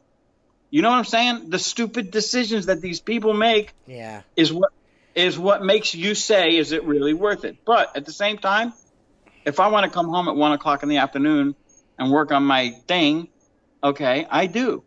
Right. That's the difference. But I just don't know if I'm there yet, man. Here's the big underlying thing that you're 10 years older than I am too. I'm 39. I still feel like I can conquer the world. You know what I'm saying? Maybe 4 or 5 years from now, I'll probably be like, I'm going to call you out just like you called me out on my shorts. Okay. Here's the underlying thing you're not saying, and I know it's in your head. Okay. Because it was in mine and it still is to this day. Okay. You're saying to yourself, I go wash this house for $350. Mm-hmm. My guy makes $100 for the day. Mm-hmm. Okay. I put in $200 in my pocket. Yeah. And I don't want to give that up. Yeah. Well, yeah. Well, yeah. That's true, but it's not $200 ain't going in my pocket. I got to give fucking 30% of that to the government. I know, but the profit margin is huge. Yeah. Whereas I don't make as much. I have to spread that out over all the jobs. You know, it's like the gas bill comes in is $1,500 a month for my company. $1,500. Okay. Do I say to myself, the first 10 jobs I do every day pay nothing? No, it gets spread out over the 350 jobs I do in a month. Right. Okay. Dude, I just did. My wife went to camp. I had to go to a funeral. I didn't go. I had to stuff envelopes. I mail out anywhere between 300 and 325 invoices a month. We do 40 or 50 emails, and the rest are credit card payments. Okay. Dude, I had to go buy stamps and stuff envelopes like a little bitch watching TV. But my point is, I had to go buy stamps. Between stamps and envelopes, it's costing me hundreds and hundreds of dollars to send out invoices. Mm-hmm. Never mind the fact that we had to go 2, 3, 4 times to clean these places. Mm-hmm. Am I making any money on it? Right. I don't know. Yeah. But the scale starts to tip where you say, if you're happy with what you're doing and you're making a nice living, TJ, you can always go back to that. But if you never branch out and say, I'm going to take Jeremy, give him a little more money, nut up and put him in a truck, or he's going to use his car, or whatever deal you make with him. I've got vehicles. I have a branded truck right now. I kept my I've got a Ranger. I've got a 97 Ranger that doesn't even have 80,000 miles on it. Okay. So there's your answer. But here's the thing. It's already branded on the back, the whole 9 yards. It's insured, the whole thing. Yeah. TJ has to say to himself, is this kid dude. the He's right, actually older than me. okay, is this man Yeah, there you the go. right person for this? You also have to look at it like this, Well, TJ. right now he sucks at cleaning windows. He's not very good still.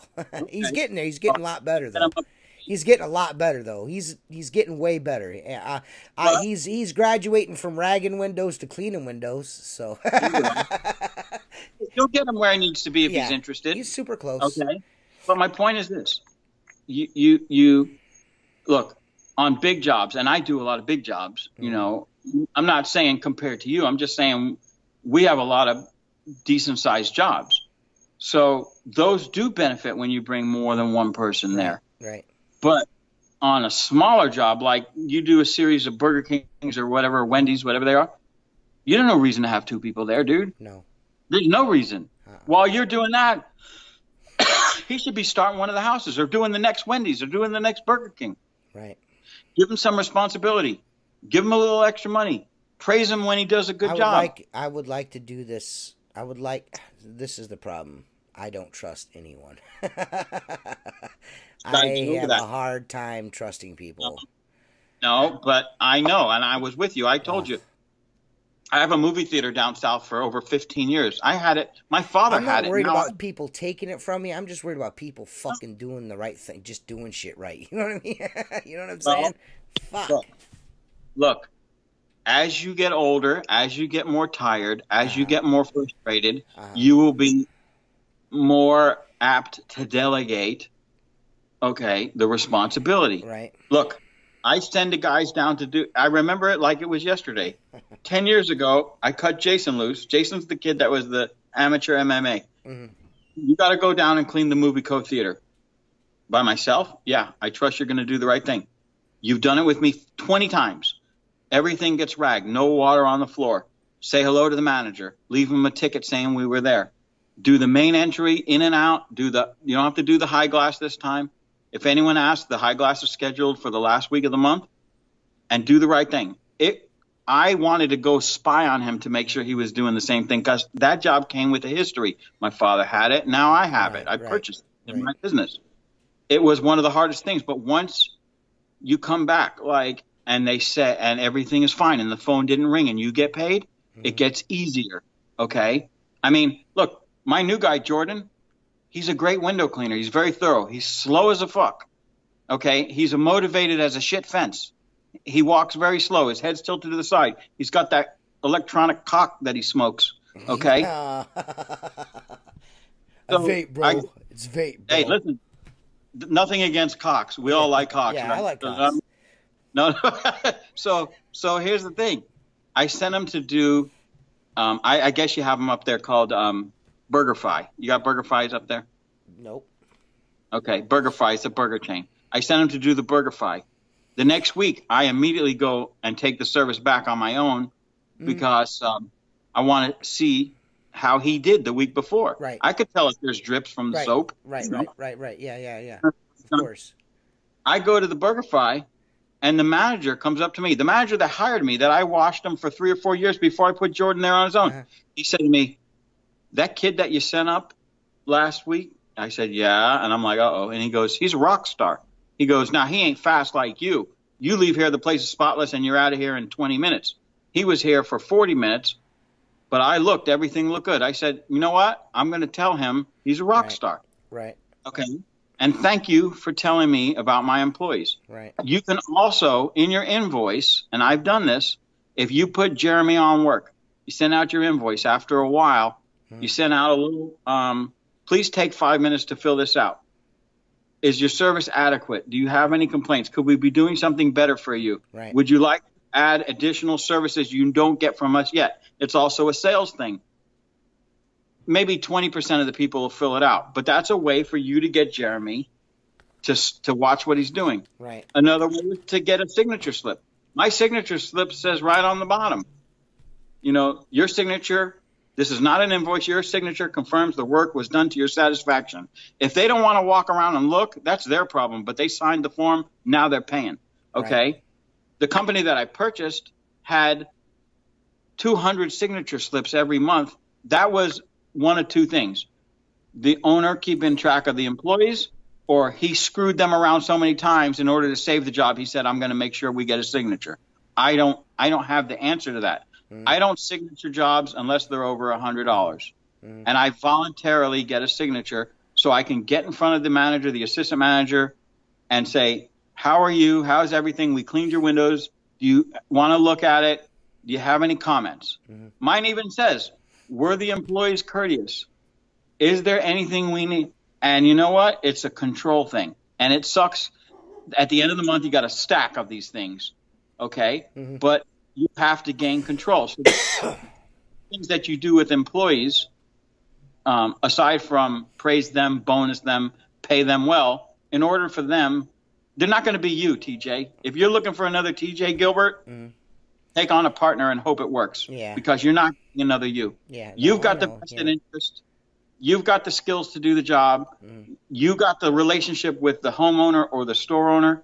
Okay. You can't expect an employee to do that. You can only hope. And for me, it was a revolving door for a lot of years till I got some good guys. But dude, when I have an employee over 10 years, what I need to do is I need to get someone to do the commercial work, the storefront work. I need to get somebody on to do that. I need to cut him loose on that is what I need to do. Well, look, let's be real. The storefront work, for that matter. Yeah. Dude, you put your daughter on storefronts, and I'm not being, I had a girl working for me, and she picked up a lot of work just because she was there. Yeah. Guys love girls cleaning windows. You know, she could be. She fucking sucks. It doesn't matter that she sucks. She right. Yeah. I mean, well, I want to show her. I mean, she's like I said. I want her to be. I mean, she's never. Of course, like you said, she's never going to be another me. But I would like for her to be proficient and good at it. So, I mean, that's what I really want, is for one of my kids to work for me. Well, look, my kids, my oldest one is most likely going into. But I can't force them. I can't. You know what I mean? It's got to be something they want to do. You know what I mean? No, well, we had the discussion with my older one, because my older one, my brother's been in almost 20 years, and he wants my older one to go in, and I want him to go in, and he's like, you know, he started seeing that he's got to get some scores on the ASVAB, which he's a smart kid, and his uncle is going to help him point in the right direction, but it's going to be work. And he said to my wife, you know, Dad, you know, you guys do well, and you have, and she goes, you're not copping out because Dad owns a window cleaning business. She goes, you want to work for your dad? You're going to start at $10 an hour like anyone else. And you're not getting any special treatment. Your dad did that with his father, and everything is a lesson. You're not just going to walk in and take this over. Right. Now, I'm not saying you won't have an opportunity. Right. If my young one wants to become a business owner / window cleaner, I will help him every way I can. Okay. He will have it easier because of my experiences. Yeah. You know, look, it's a work job, man. It's a job that you got to like doing it. It's not about the money. You got to enjoy what you're doing. Right. No amount of money is worth it, you know. Right. But my suggestion to you, TJ, is, and I told you this before, you got to get Jeremy out of your truck. If your passion is the residential and the relationship is in the residential, which obviously it is, okay. See, I'd go the other way. I'd send him to do the houses because I don't like doing houses. But you like doing houses?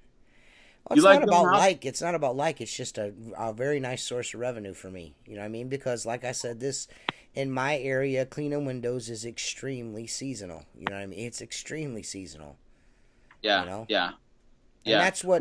That's what's so hard about getting someone on that's worth the shit. Like keeping someone like Jeremy around all year round to depend on is tough because the work's just not there in the wintertime. You know what I mean? And then I would have to pick up something else to keep him busy. And then in the summertime, fuck, what do I do? You know what I'm saying? So it's just, it's a catch-22. You know what I mean? Well, what do the larger companies in your area do? Do they collect unemployment in the off time? No, they do fucking storefront jobs for like $5. You know, how do you compete with that? You can't compete with that. But listen, there becomes a time when not every job is profitable, but it's cash flow. Yeah, true. It's hard to relate to that. True, yeah. But that is true. You don't have to hit a home run on every – look, I used to do 127 Blockbuster video stores in the day. In 3 counties. I had 120 maybe 7. It was over 120 Blockbuster stores, okay? And they were monthly windows in and out, bi-monthly the sidewalks, and quarterly the awnings. And my company was new. It was $8,000 to $10,000 a month. I thought I was rich. Dude, by the time I put on additional help to do it, set up a trailer to drag to over 100 miles south for the furthest store and 100 miles north for the far north for the store, and to do all the districts because they're divided up in 1 month. By the time I was done on that, let's say it was $10,000. If I made $500, $700, it was a lot. And that's when I started to realize it's a cash flow job, because I'm able to pay these guys weekly, right? Weekly, and then I have them for the other things. But my small-minded thinking was, I'm going to make 10 grand a month. I'm going to put 6 in my pocket or 5 in my pocket. It doesn't happen anymore. The scale goes like this. Right. But every job I put him on after the Blockbusters, he's covered. Right. So that's where the profit came back. Right. But it comes back not at $10,000 a month. It comes back at $30 here and $50 there, and you know what I'm saying? Right. Which adds up. You have to think about it differently. Yeah. Look, I know this. You're growing at a rate that's perfect, because too fast growth, you'll implode. I've seen guys outside of window cleaning grow too fast and implode because the management is not there. I'm not a great manager. I'm a horrible manager. I'm a great window cleaner. Yeah, I'm a good window cleaner, and I'm a good salesman. But outside of that, but my management skills are not very good. This is my opinion, and it's not wrong or right because it's only my opinion. In my opinion, the perfect window cleaning company is one that can keep 3 guys busy with the boss, not physically washing 40 hours a week, washing 20 hours a week, and having 20 hours to do sales, administrative work, and oversee the other guys. That, to me, is where I would want to be. My father used to say to me, you got all this overhead. What do you want that? I said, Dad, it's very easy to go back to keep the cream of the crop and get rid of the rest and make a nice living and go home every day at 2 o'clock and not worry about it, because I've gone beyond what you would do. Okay? It's easy to step back. It's just not easy to get to where I am now. Right. So I'm kind of in the middle, which is in a great place, right? You either got to be a monster company that can afford anything and have nothing but cash flow, or a little guy making a hell of a living. And that's really the way window cleaning industry is. And that's why it's not known. That's why it's not a tremendous industry. It's a nice living for a guy to take a helper, put him in a truck, and go out and make himself $5,000, $6,000, $1,000 a day, spend some overhead, make himself 100 G's a year, and fly under the radar. That's the honest, what I think. If you tell me you're putting 4 guys on a building and you're promoting the shit out of yourself all over Facebook and you're this and you're that, for the most part, you're full of shit. The guys by me that have had upwards of 10 employees no longer have them. They're down to 5 to 7 employees, 3 or 4 trucks, and they work as a team because it took them long enough to realize, just like with Blockbuster, it took me a year to realize I'm not making any money on this. Okay? If you told me I was going to start a business and make 10 grand a month instantly, I'm thinking I'm rich. Okay? But here's the thing that happened with Blockbuster. When they started to hurt, they went to every other month service in window cleaning. At that point, I quit them. I sat with the corporate suits and my father, who was doing the southernmost Blockbusters at the time. The guy from Blockbuster says, you're really going to walk away from this contract? I said, I'm giving you 60 days notice to get someone else on the Palm Beach and Broward County stores. I can't. My father's like, you didn't tell me you were doing this. I said, at 6 times a year, I go, I already got to deal with 3 assistant managers and 1 store manager complaining that the windows are filthy every time I get there at once a month. What are they going to say to me when I get there for every other fucking month? Yeah, and not only that, you're not giving me more money. You're not giving me more money to clean those stores. That's my compressor. Hang on one second. You're all right. That's hilarious. Fucking Mark.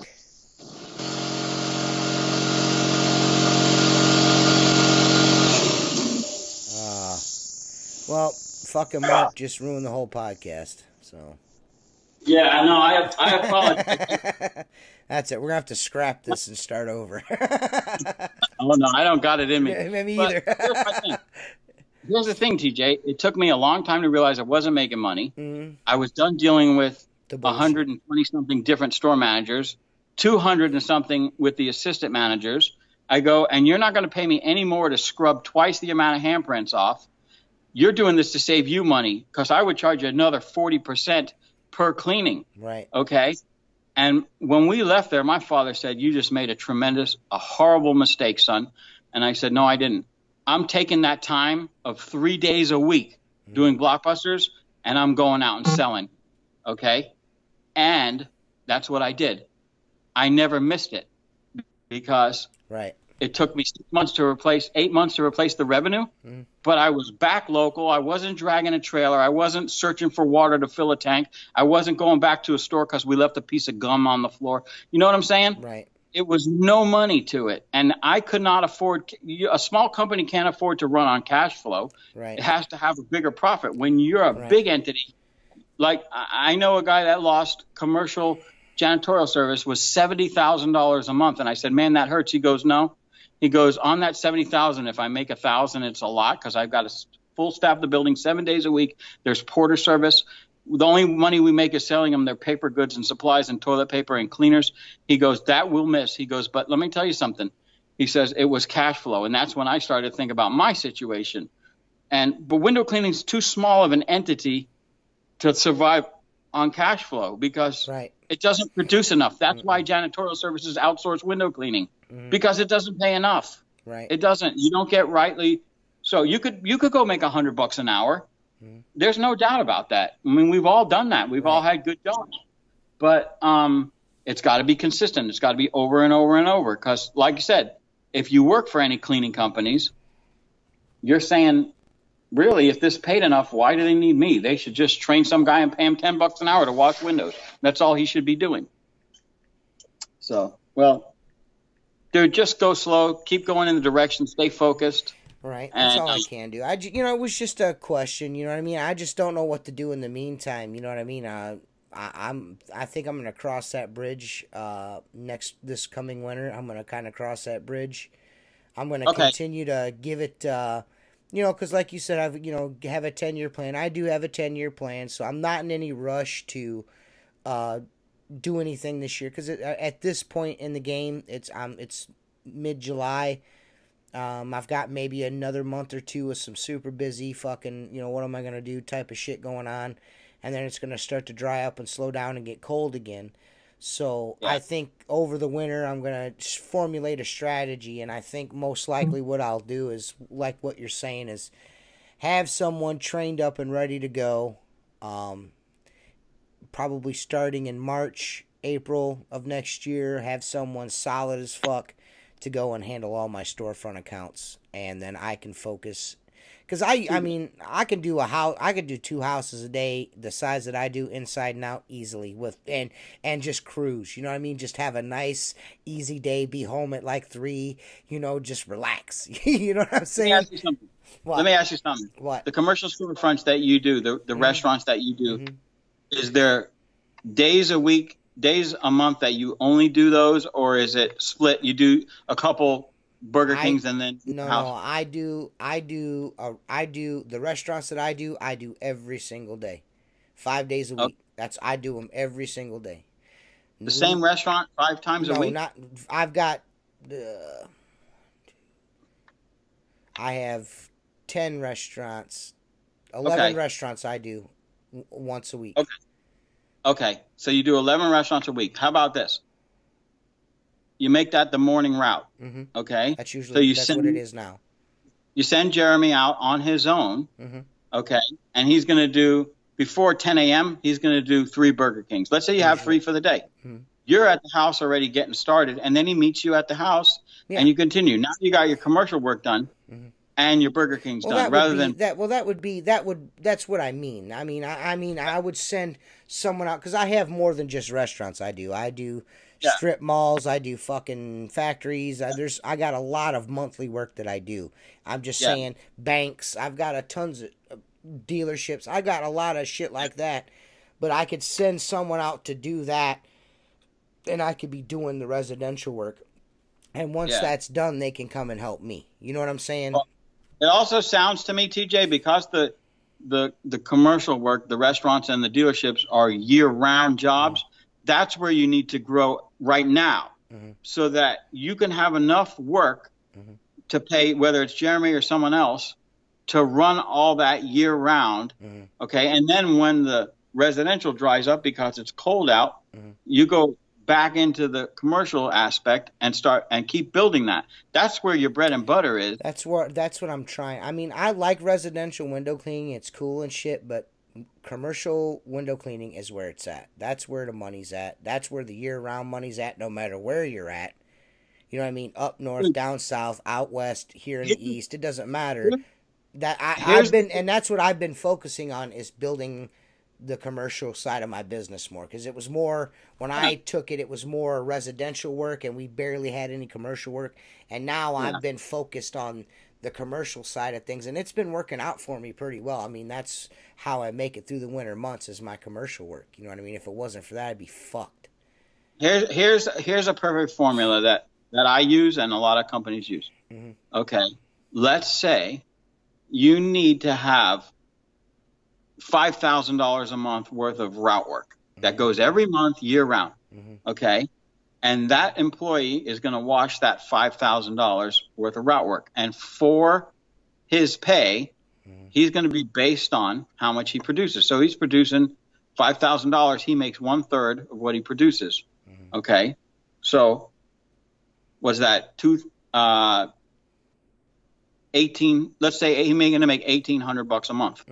Okay, you get him up to 6,000. Now he's making $2,000 a month. He's making $500 a week, and 1/3 is for profit, and 1/3 goes in for overhead of the company.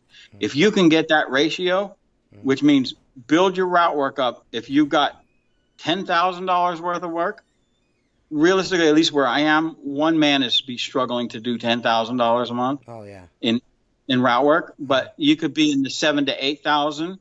Okay, if you can get him to $8,000 a month, okay, he can make himself $3,500 or whatever the number comes to. That's good money for him. And look how much profit you're getting out of it. And don't forget, you still got all the houses going.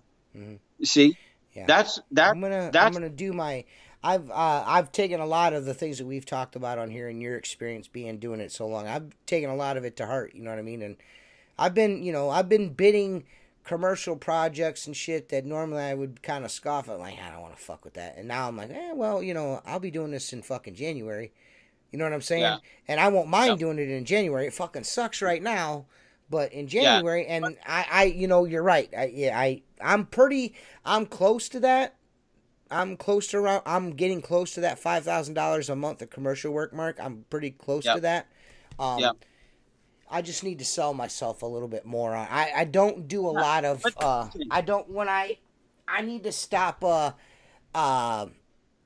like we were talking about these other companies coming in doing shit cheaper. I need to look at things at more of cash flow instead of always trying to hit home runs.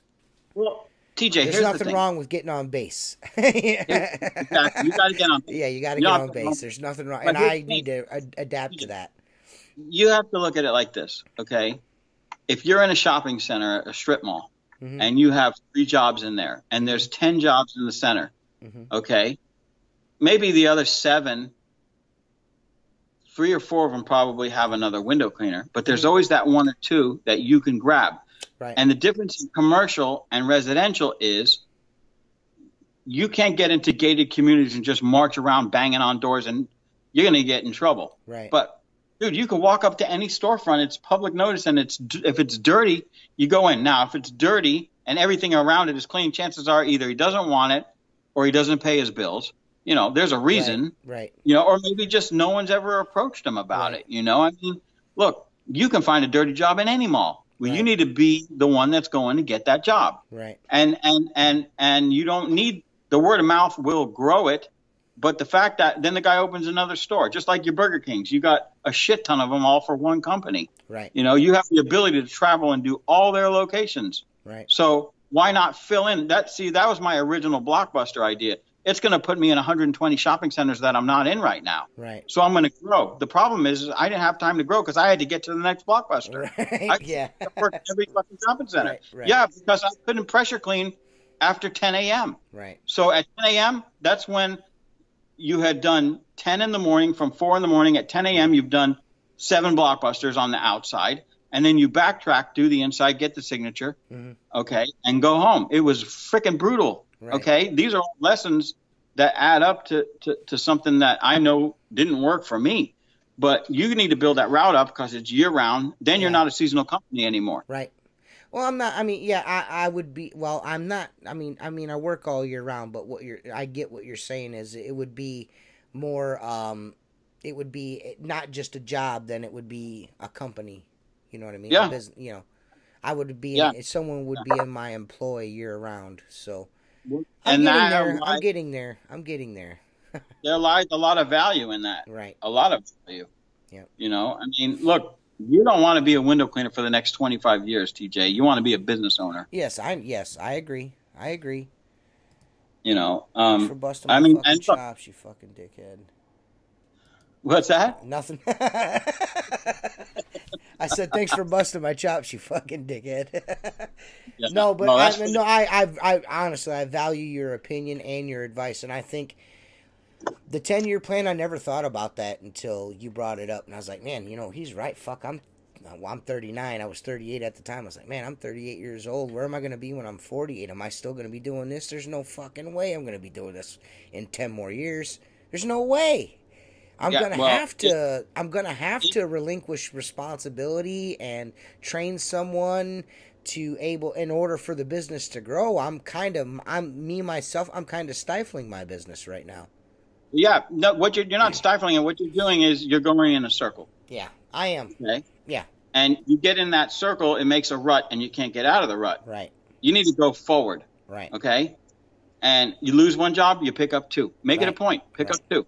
You know, I'm getting ready to a guy that worked for me through this because of I bought that business, who no longer works for me, came to me on Saturday. And I said, you know what? You're a decent window cleaner. He works for a residential company now. He had to get out of the umbrella of his parents and everything, and you know that story for the most part.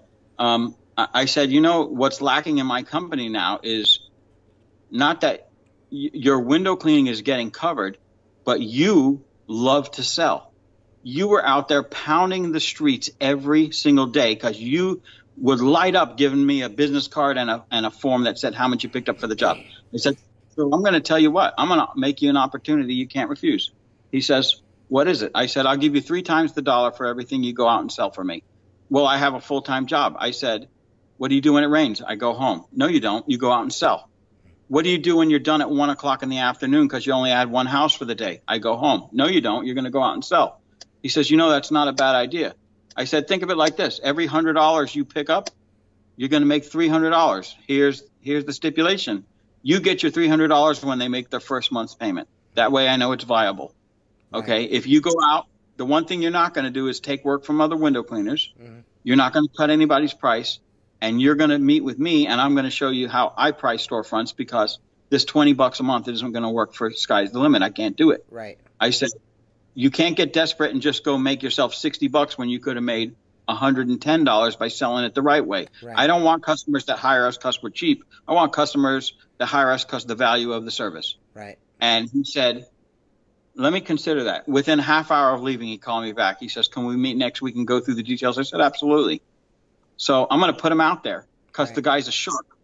Right. He's the kind of guy that doesn't miss a dirty job in any shopping center. Right. And when he was with me, he was picking up 4, 5, 6 accounts a month and running about $7,000 a month worth of route work. No complaints. Awesome. Okay. He was willing to work 6 days a week for the same money. He was on salary. He goes, I got to work Sunday. I go, what the fuck are you doing going out on Sunday? Well, I didn't finish this. I go, then finish it Monday. I don't want my employees out 7 days a week. I don't want you burned out. You're useless. You're going to burn out. You're young. You're strong. stop. Go home and spend time with your family or whatever you got going there, and you go back. Monday's another day. No one's calling. No one's complaining. Right. Leave it be. Right. You know? And that's what my next move is. Is it going to work? I have nothing to lose because I'm only paying him on what he picks up. Right. And like I said, you go out and start pissing other people off and sending them after my company, you're done. Right. You're done. Because Florida window cleaners, I don't know how it is up there. Dude, we've had guys put in fucking dumpsters. Yeah, okay? It's not quite that gangster up here, but guys will they will go out of their way to fuck you if, you know what I mean? Well, they will go out of your way to fuck you if you fuck them. They will go out of their way. So. Well, I will have to save it for another podcast, but I will tell you the way window cleaning was here when I started back in the 80s with my father. And a little hint of it is there were guys, mostly from New York, that would loan money to guys that wanted to start window cleaning. And these guys own routes all over the country. So what they do is they go, hey, TJ, call your mom up, get 20 grand from her as a down payment. We're going to put you into window cleaning route that produces $5,000 a month. You're going to pay 22 to the dollar, and you're going to pay interest. You give us your 20 grand, we're going to put you in a route that's instantly going to give you 5 grand. And then what they would do is, after TJ starts to build his business and he sends them money and gets successful, they start attacking your work, okay? And they take it back from you. You would default on the loans. They would come take the business and sell it to someone else. Jesus Christ. I'm not kidding you, dude. Oh, it was nuts down here. That's gonna that definitely something we're gonna have to talk about again. That's crazy. Dude, yeah, that's how I grew up in window cleaning, and it's not like that anymore because the younger those guys have all died out and gone away. Because a bank won't loan money on a handshake that you're going to clean my storefront for $50 a month. Well, now all you got to worry about is these dudes running around with these douche nozzles running around with water-fed poles, and they don't know how to fucking turn a squeegee. Oh boy. Well, dudes, this has been a super sweet episode of fucking and we talked more shit than we talked as much shit as we always do. Well, here's the thing. It started to take a downward spiral, and I thought you were going to shut it down, and I didn't want that. So I said, let me throw some stuff, and you picked out some stuff that we can turn it into a productive podcast. And you learned how to do mirror art, and you learned how to supercharge a fart with a wet vac. Yeah, so everything all's right in the world. I'm just a little disappointed with the way things went down this evening. That's all. I'm a little down in the dumps, but it is what it is. We got a good episode out of it. Guys still got to hear a podcast. There was still some awesome information in here. I know it's going to be beneficial to me moving forward. We found out some news about Bigfoot, which was also pretty fucking interesting. We learned some secret spy earwax techniques. We heard, we learned that. We learned that Mark wears shorts that are called jorts. Yeah, jorts. Mark wears jorts, and you can supercharge your fart with a wet vac. So for Mark Tanner and one more thing, the next podcast, I'm going to teach you how to have fun with a whole house intercom. And with that said, that was Outlaw Window Cleaner, guys. Outlaw Window Cleaner Radio. Go to www.outlawwindowcleaner.com. Get you some Black Diamond squeegee rubber and some Legend channels, some fucking t-shirts, whatever. Go get you a gunslinger from futurecleaning.com and go fuck your mother. So, oh my God. This is Outlaw Window Cleaner Radio, guys. Peace. Later, Mark. Peace. See ya. See ya, bud. Outlaw Window Cleaner Radio, reminding you to get your Black Diamond squeegee rubbers at www.outlawwindowcleaner.com. Oh yeah, and Luke's still a bitch.